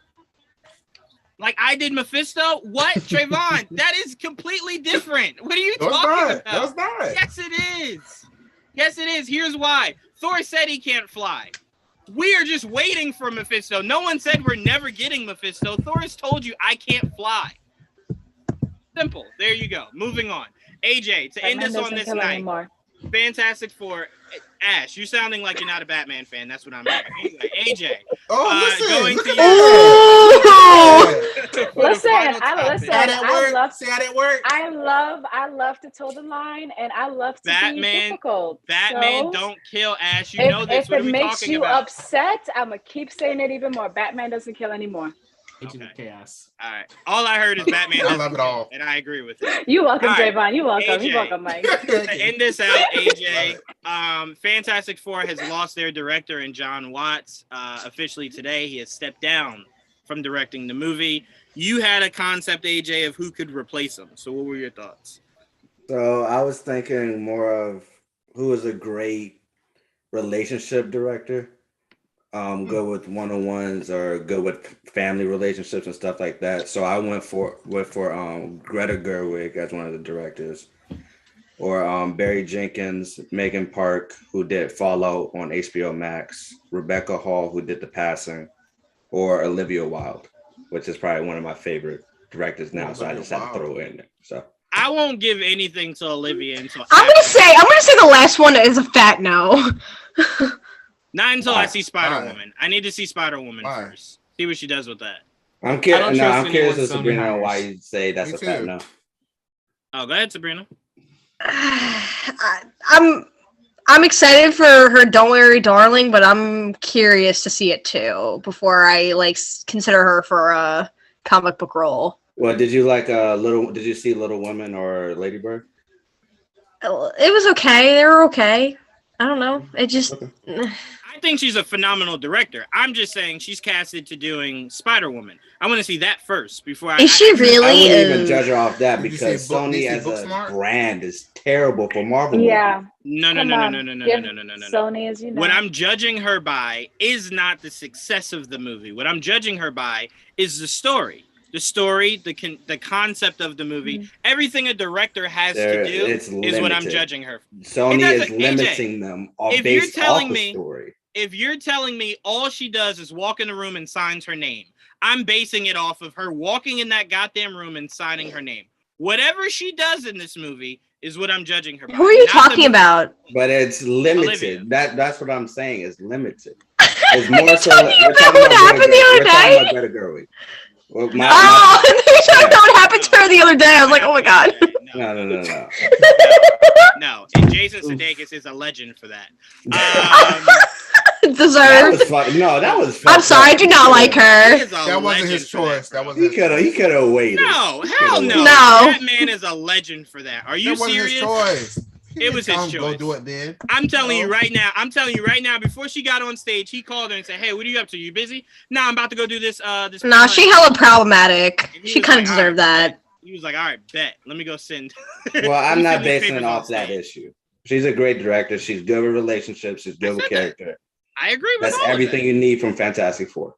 That is not everything you need with Fantastic Four. What the hell did you just say, AJ? That's all you need? That's all you need. Yeah.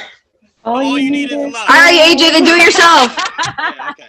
All right, Mike, what were you saying? I never said I just said she's not great at relationships, considering what happened the other day. That was all. Jesus Christ. She literally left her husband for a guy 10 years younger. Yes, I'm talking about Harry, but still. It's so funny. Because it's funny. I can't knock her for that. I can't knock it is what it is. That's a come up for both of them. Exactly. Let her run. Look, have her little fling. Have her little boy. I just love how people bring in their personal life based off. Exactly. It makes zero sense. But anyway. That got nothing to do with her directing skills. I have no problem with you putting her on a short list. Yeah, maybe. I'm just saying. I want to see her first superhero project, what she does with it before she does valid. Fantastic Four. And the That's only valid. reason I say it like that is Yeah, it's true. Yeah, no, I would say that's valid. I'd agree with that. I love Josh Trank. But we can't judge Josh Trank off of Fan Stick, can we? Right? We needed to see a proper body of work. So what I'm saying is, I think she's an amazing director, right? I think she's done great movies. We talked about it before. She did the movie we were talking about before that I said doesn't get enough respect, like Superbad, right? Yeah, Booksmart, right? So it's like, okay, I love the style of directing she does, but I would like to see her do a few more other things, see the range of it before she jumps in. Now, to be fair, I hadn't seen Arrested Development before the Russo brothers did Winter Soldier, and that shit's a fucking classic. So she could be just like that. But the difference is I know her background. I did know the Russo brothers' background beforehand. So I just want to see what she does with Spider-Woman. That's all I'm saying. But just as you said, you shouldn't blame Josh Trank for the Fantastic Four. It's because Fantastic Four was very limited on what they could do story-wise. But AJ, and that's the fault of the producer himself. Hold on. I can only say that because I've seen the movie. I keep saying I want to see Spider-Woman first because it could be great. And if it's great, could be. Well, hold on. But here's why what you're saying is problematic. If I see Spider-Woman and it's good, you're telling me I can't give her any credit because she only did partial. So I got to give the credit to Sony. What about John Watson? Like he did the first Spider-Man movie. Like we trusted him with that, right? Like no. Only did Cop Car. Again, here's another example of I had no idea about John Watts. That was the first time I ever heard of the guy.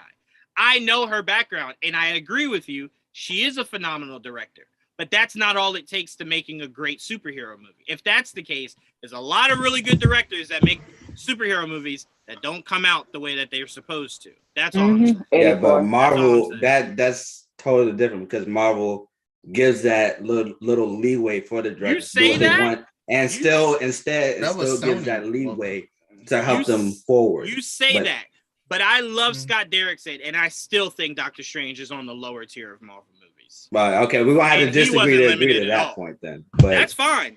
Yeah. I rewatched that the other day. Strange. Me too. I like that movie. That movie does not hold up, bro. It does not hold up. Oh, okay. Doctor Strange? What? Look at Chloe. You like the Eternals, right? Yeah. Look at Chloe Zhao.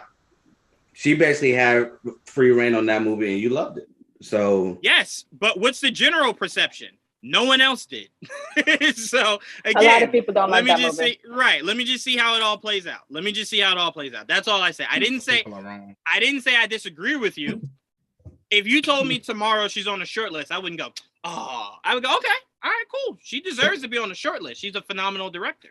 Hell, if you want to put Olivia Wilde there, you could put John Krasinski there.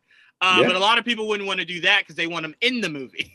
So that is true. So a lot of both, like Affleck. I was just about to say that he can do both of them. Absolutely, he could. I don't know if we've ever seen anyone do that though before. That's where okay. they're the main character and they're directing it. Ben was supposed to do it, but ended up. I was going to say. Ben does that with most of his movies anyway, outside of Batman. So. But I mean, on a movie of this caliber, like it's easy to do it on a lower budget. Wait, didn't John Krasinski direct the first Quiet Place? Yeah, he did. Yeah, it's his thing, right? Isn't it like all him, like the writing too? All except the next one. Yeah, but the point is except that going forward. There has and he been directed issues, himself. right? Yeah, the director. It has been what, AJ?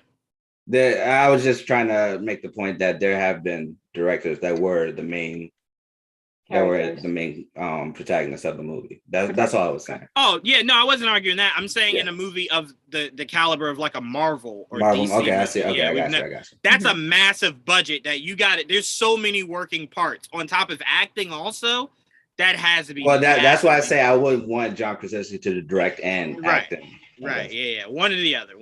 Yeah. Fingers crossed we see him next week, right, guys? Fingers crossed, yes? All right. Mike, is there a director you would like to see replace John Watts? And then your thoughts on John Watts stepping down? Well, I'll start with him stepping down. It's interesting how you notice all of the reports are basically he just needs time off. Not that there was creative differences or anything with Marvel. Right. So I think No Way Home was basically an Avengers level movie, right? That just probably just drained all creative energy, all Marvel energy from him. So he's probably going to need a good year or two away from that. Having to keep the secrets of Toby and Andrew and the multiverse and all that stuff, even though they all leaked, there's probably a lot of pressure. Yeah. And failing. And then they tried the hardest, though. They did a good job. They tried the hardest. Yeah. Not with that. Not for lack of trying. They didn't. As long as Reddit exists, you can only hold secrets, but for so long until Reddit gets that shit. Go ahead, Mike.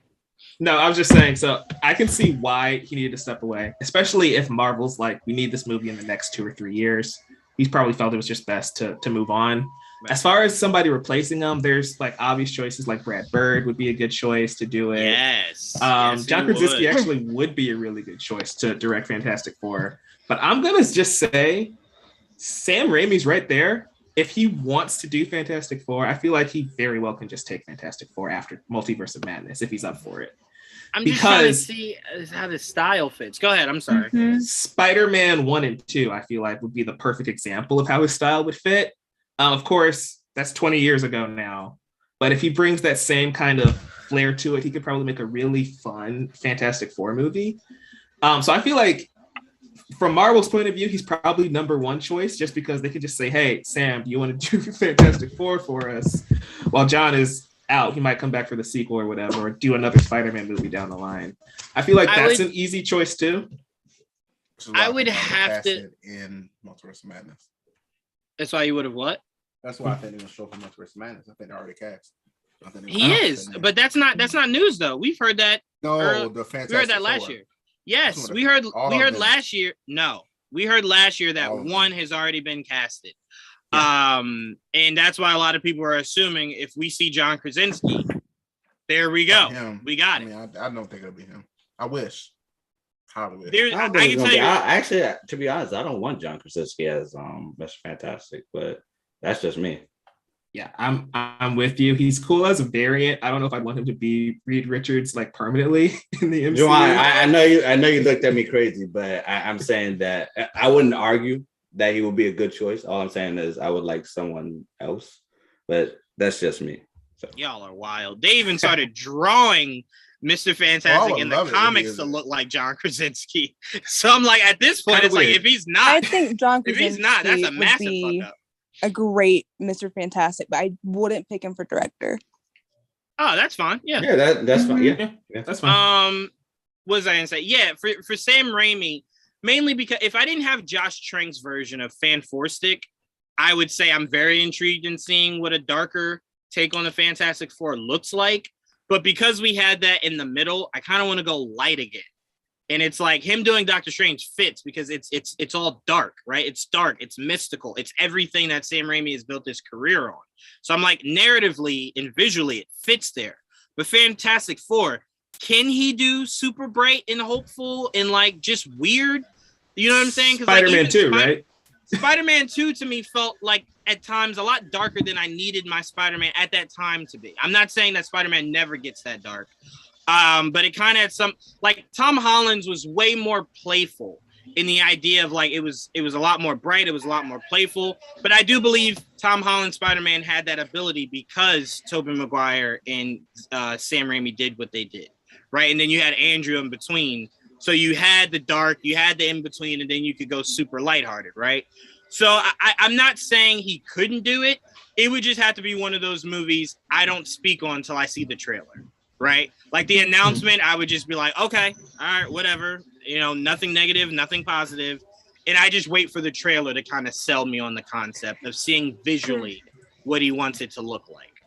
Here's another choice. I don't think he'd actually do it because I'm pretty sure he's burnt out with Marvel, but Jon Favreau would also make a really good Fantastic Four movie.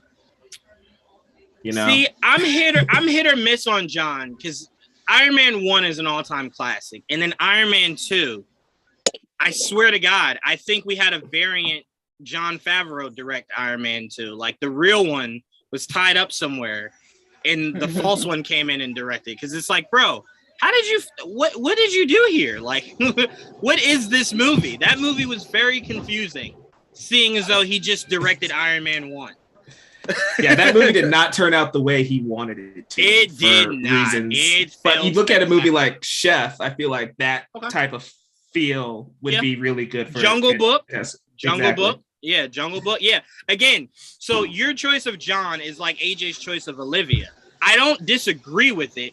It's just I have to visualize it. Like I'd have to see it first. You know what I'm saying? To be really sold on it. Not saying he couldn't do it. I just gotta see it, right? I You would know what I'm argue. saying? I just gotta see it. I would argue as long as the director is a team player, then any director would work then. Because all you have to do is just listen to what Kevin Feige says, try to put a little bit of your own flair to it.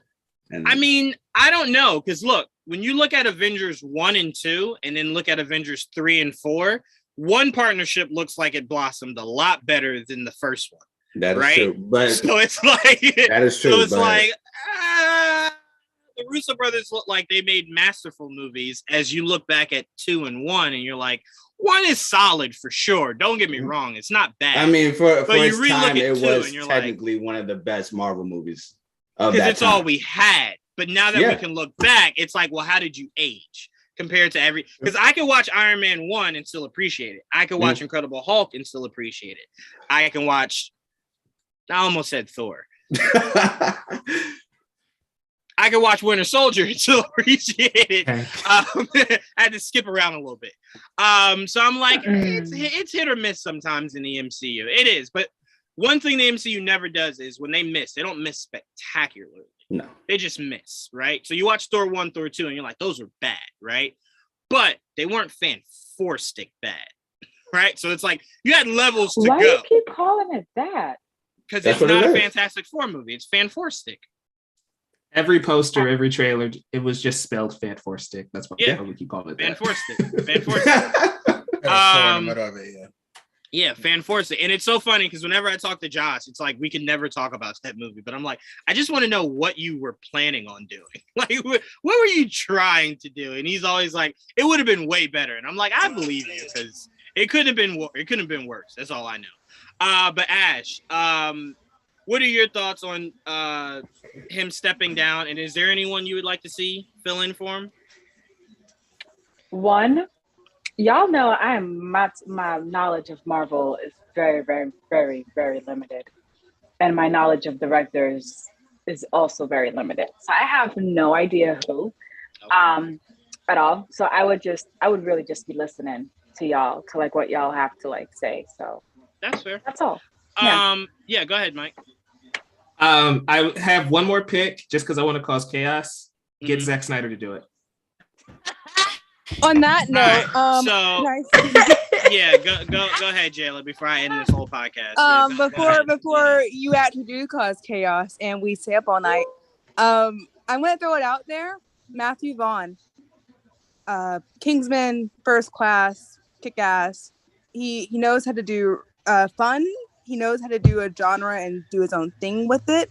He knows how to do relationships with people. I think he would be a pretty good fit with the right writer. That's actually perfect. I had to cry to myself. That's actually perfect, Jayla. If Warner Discovery is reviving Superman, I would kind of prefer him to do that first. But that is a brilliant name to bring into the MCU, especially because his directing style is so drastically different than anything we've seen in the MCU so far, especially watching First Class. Now, whoever wrote First Class, that's a whole nother conversation. But visually and tone-wise, that man did really good things with that movie for sure. But what were you going to say, Jayla? Oh, Batwoman is canceled. Oh, yeah, we were popping champagne about that before the show. Yeah, we were drinking. Yeah, we were. I didn't know that. I'm so sorry, y'all. It just popped up in my mind. The dominoes are starting to fall. Another one bites the dust. Flash, you're next, and then we're moving to HBO Max. Moving down the road with season 9, 8 episodes. These and all of them. Since you like hands so much, come catch these ones. Catch them. All right. Well, when it goes, just remember I tried to help you. But Jayla, I love that pick. It's a perfect pick. I actually would love to see him in the MCU, regardless if it's for Fantastic Four or not. He's too brilliant of a director to not do something. But I either want the guy that's directing the Mission Impossibles right now to do Superman, that was working with Henry Cavill, or Matthew. One of those two, because they both want to do Superman. So it's like It's a conversation for a different day, but I don't think Matthew be my first pick for Superman, particularly. But that's a whole other story. But no. I would like to see him do his thing with Fantastic Four. I mean, he's already done one of the most iconic action scenes, period, with Kingsman. Yeah, that church scene. I will say this as I pass it to you, Sabrina. One thing Matthew Vaughn would nail is if he worked together with Matt Reeves, right? And they built out that universe. And they did a Gotham Knights movie. Now Matthew you're on Vaughn doing Gotham Knights like he did the first Kick-Ass? Fuck yeah. Are you serious? Hell yes. I would take that shit in a New York minute. So I would love that. And that would be another way to get rid of CW's Gotham Knights. So yeah, let's get to work on that. But anyway, Sabrina, your thoughts on the director stepping down from Fantastic Four, and is there anyone you want to see replace him? Trying to think. I feel like, I mean, like, I know directors, like, when I, like, see their name, but, like, I don't know anyone, like, enough to be like, oh, he would be good. And, like, I'm not crazy, and this is, like, nothing against them. I love seeing them in projects, but, like, I've never been, like, heavy into Fantastic Four, so it's, like, I don't know who would be perfect fit for them. You know what I mean? Because, like, it's always just been... And, like, I don't know. I want somebody good, though, because, like, I want a good adaptation for them, because like, it seems like they really deserve it, because, like, it's one thing if you fumble the bag once, but it's like, man, they really just, like, what? I'm sorry. And to make it worse. What would be the second time they fumbled the bag? Fantastic. Fantastic would be the first time they fumbled the bag. Are you saying that the original two were bad? Yes, 100%. They were terrible. What? Okay, Terrible. I'm not saying they're bad. Okay, the cast is good, but the movie's not. The movies are solid. Literally, whenever someone talks about Rise of the Silver Surfer, they don't talk about anything but Galactus. That is the only thing people ever talk about. They don't talk about anything else in that movie.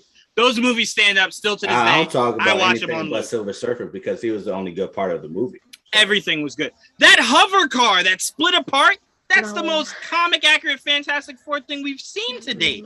I fucking love that shit. Really fun. I love those movies. I would. They're fun. No, they're fun, but they're not like the best thing. Like they are good movies. We are on opposite sides of the road. You like the two Ghost Riders. I like the two Fantastic Four movies. So I never said that they were like they were accurate, but I love them. You know, I love the Fantastic Four movies. Them shits weren't accurate. Here's the thing: people believe because of those movies that Doom was with them when they got their powers. That is the furthest thing from the truth. So it's like they weren't accurate at all. And he was severely watered down. He was embarrassed. But Trayvon, the thing of Doom is he's good with science and magic. So there was really no need for him to be with them to go into outer space to get powers. The whole idea of Doom was being envious enough to make himself strong enough to not have to utilize because he didn't have powers. Sorry. That's why it's like now that we have Doctor Strange bringing in Doom to get Doom Supreme, like yes, the time is now. And I think having Doom with them kind of takes away from them being Marvel's first family. Like they were in it together. They went through it together, and like Doom was kind of like a fifth wheel. I don't know. Yeah, I agree. Doom doesn't have to be in everything. Excuse me. But Trayvon, who do you want to see take over Fantastic Four?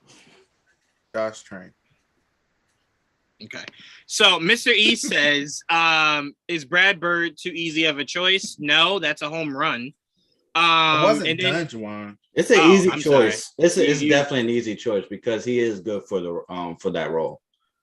He literally created animated Fantastic Four with the Incredibles. That's what I'm saying. That he would be a perfect choice. Yes, that's a home run. And he even gave them powers so why not? Why not? But what's your actual choice, Trayvon?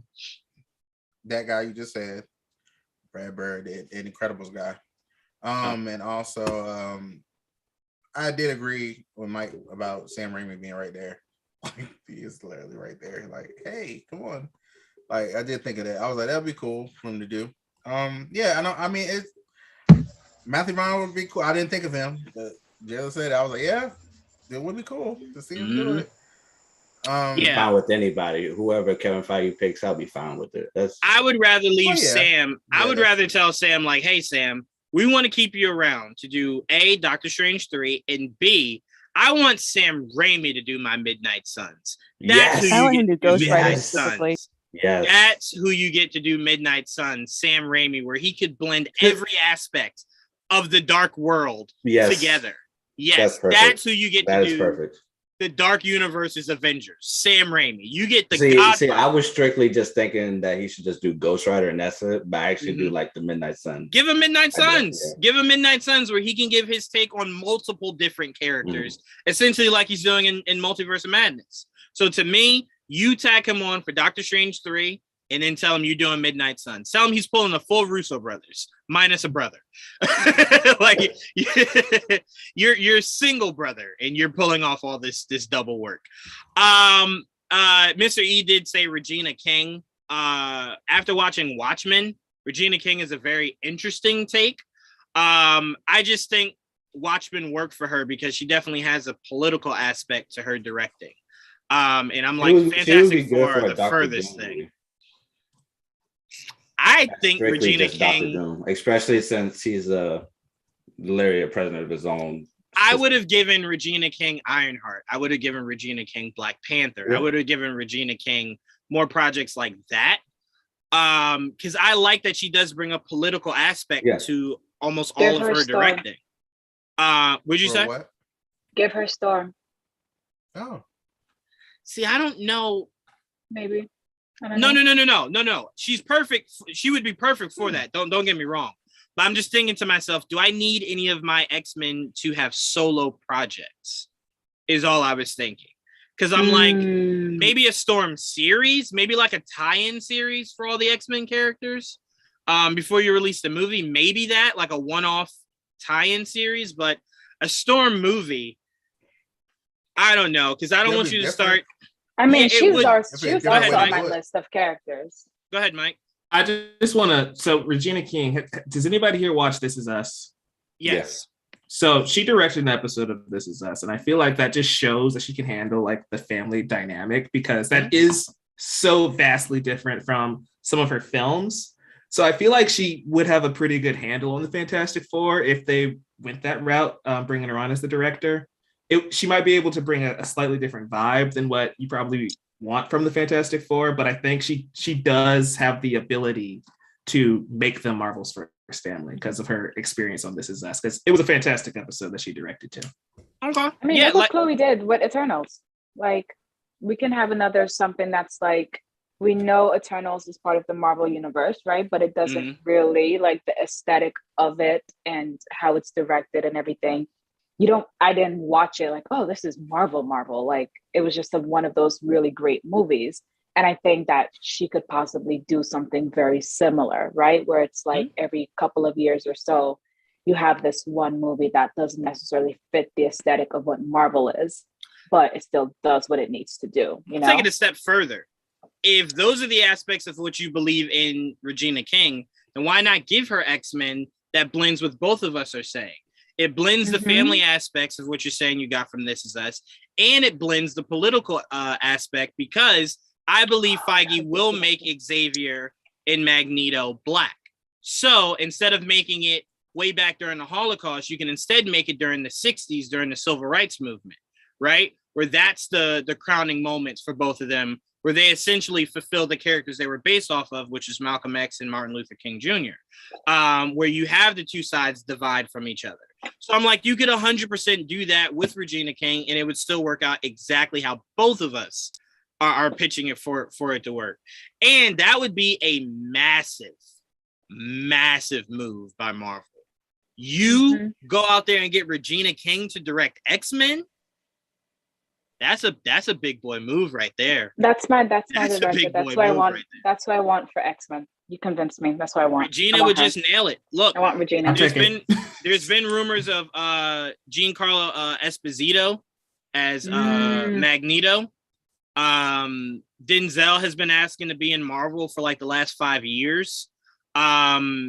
Obviously, there's so many ways to go. But I do believe he will make them black. I do. And that's why I think he's holding off. He's holding off to just I do sell agree. it.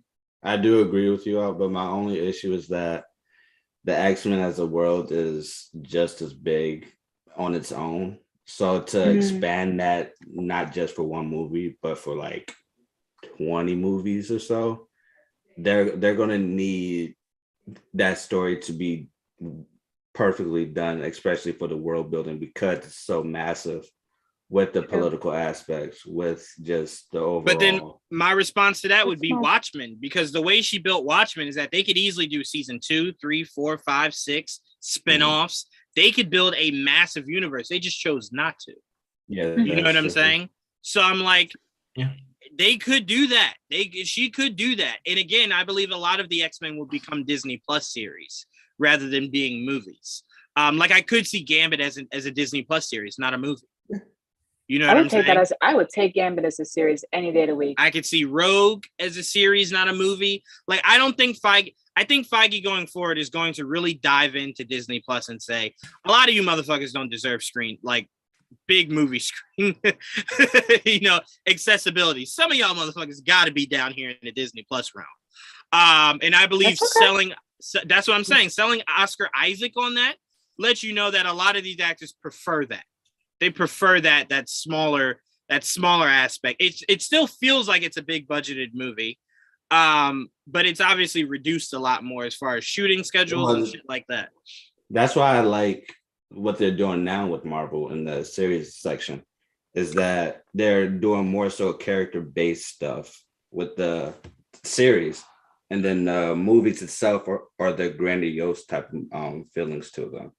That's why I love that WandaVision was specifically character-based more so than action, because we're going up to Multiverse of Madness, which is technically a sequel to WandaVision. So it makes sense to do that. And then with the X-Men characters, you can focus on the specific character per series and then get the X-Men as a movie.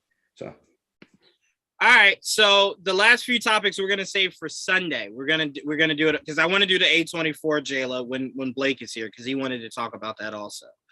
Absolutely. But I did want to promote this, guys. Obviously, next week is Star Wars week for diehard Star Wars fans. So me and AJ will be bringing this back. We introduced it last year, and we'll be bringing it back this year. Cannot wait. May the pod be with you. We'll be making its return. I cannot wait for Star Wars Day. Star Wars Day is Wednesday, so I'm telling you guys now. It's gonna be beautiful. I love Moon Knight, it's gonna be amazing. But I will be breezing right through that goddamn review, so we can talk whatever happens on the 4th. I'm just letting you guys know this now. So if I'm rushing y'all and some of y'all responses, like, all right, and then he did what? And then he did what? Okay.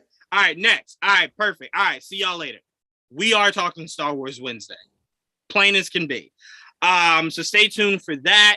And then again, don't forget, follow us on Instagram and Twitter, because Dakota will be unveiling what this actual GVN Multiverse of Madness poster will indeed be. And his video for Multiverse of Madness is going to be epic. So stay tuned for that. And we will not be having GVN Talk next Friday or a Sunday show. I want to give everybody the weekend to see Doctor Strange. Not everybody can see it Thursday or Friday. And then you have psychopaths like AJ and Trayvon that will try to see it 80 million times. So I want to give them the freedom. I'm one of them. To do it. Okay, also Jayla. And it's so funny because it's all for different reasons. Jayla with her love for Sam Raimi, Trayvon with just powers and flying and Wanda, and then AJ for the whole kit and caboodle. So it's like a puzzle piece we got here. But yeah, so I want to give everyone the freedom of the weekend. So the following week on Wednesday, the day we usually do Marvel Cinematic Review, we will be devoting to breaking down Multiverse of Madness because there is no Disney Plus show that following Wednesday. So next Wednesday, we will be breaking, not next Wednesday, the following Wednesday, we'll be breaking down Doctor Strange, a spoiler review. Because I'm giving you Thursday to Sunday means if you haven't seen it then, don't come to me talking about you out of luck. You out of luck. You out of luck. I'm starting off with Yeah, a we can't do a spoiler. WandaVision recap. We can't do a WandaVision recap.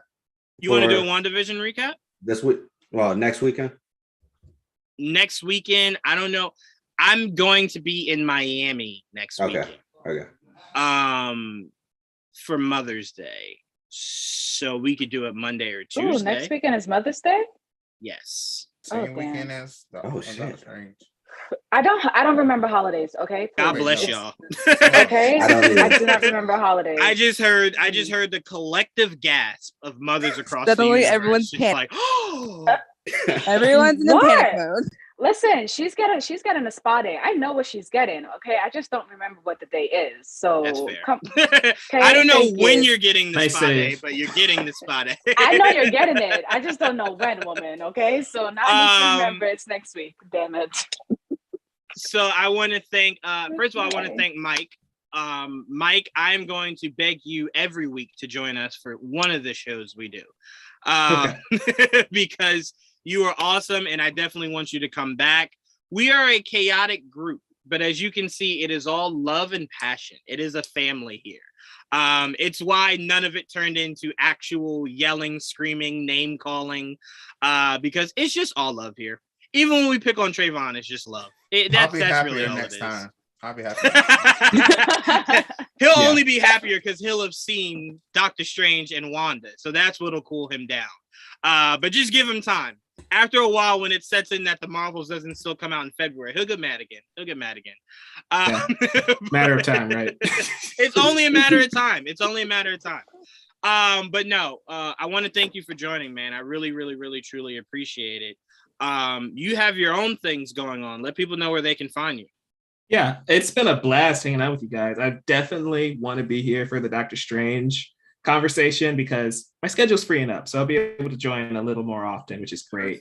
But you can find me on Twitter at Novice Cinephile, also on YouTube, youtube.com/Novice Cinephile, where we're doing podcast reviews, video reactions, all that great stuff over there. Jayla actually joined us for a Batman episode that's going to be coming out soon. We also have a Doctor Strange review that'll be up on Tuesday.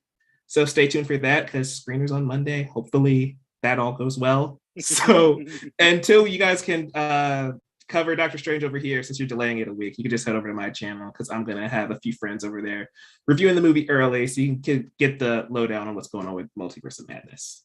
Absolutely. So make sure you guys check it out. I will put that link in my description so you guys can check that out.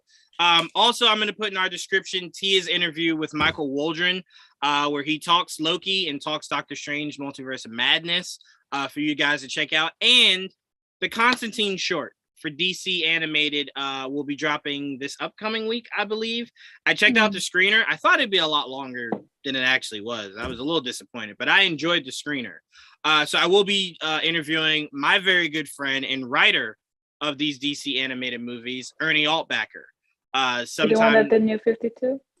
Yes, Ash. Yes, okay. yes. Okay. Look, you and AJ are not going to ruin my friendship with Ernie Altbacker, okay?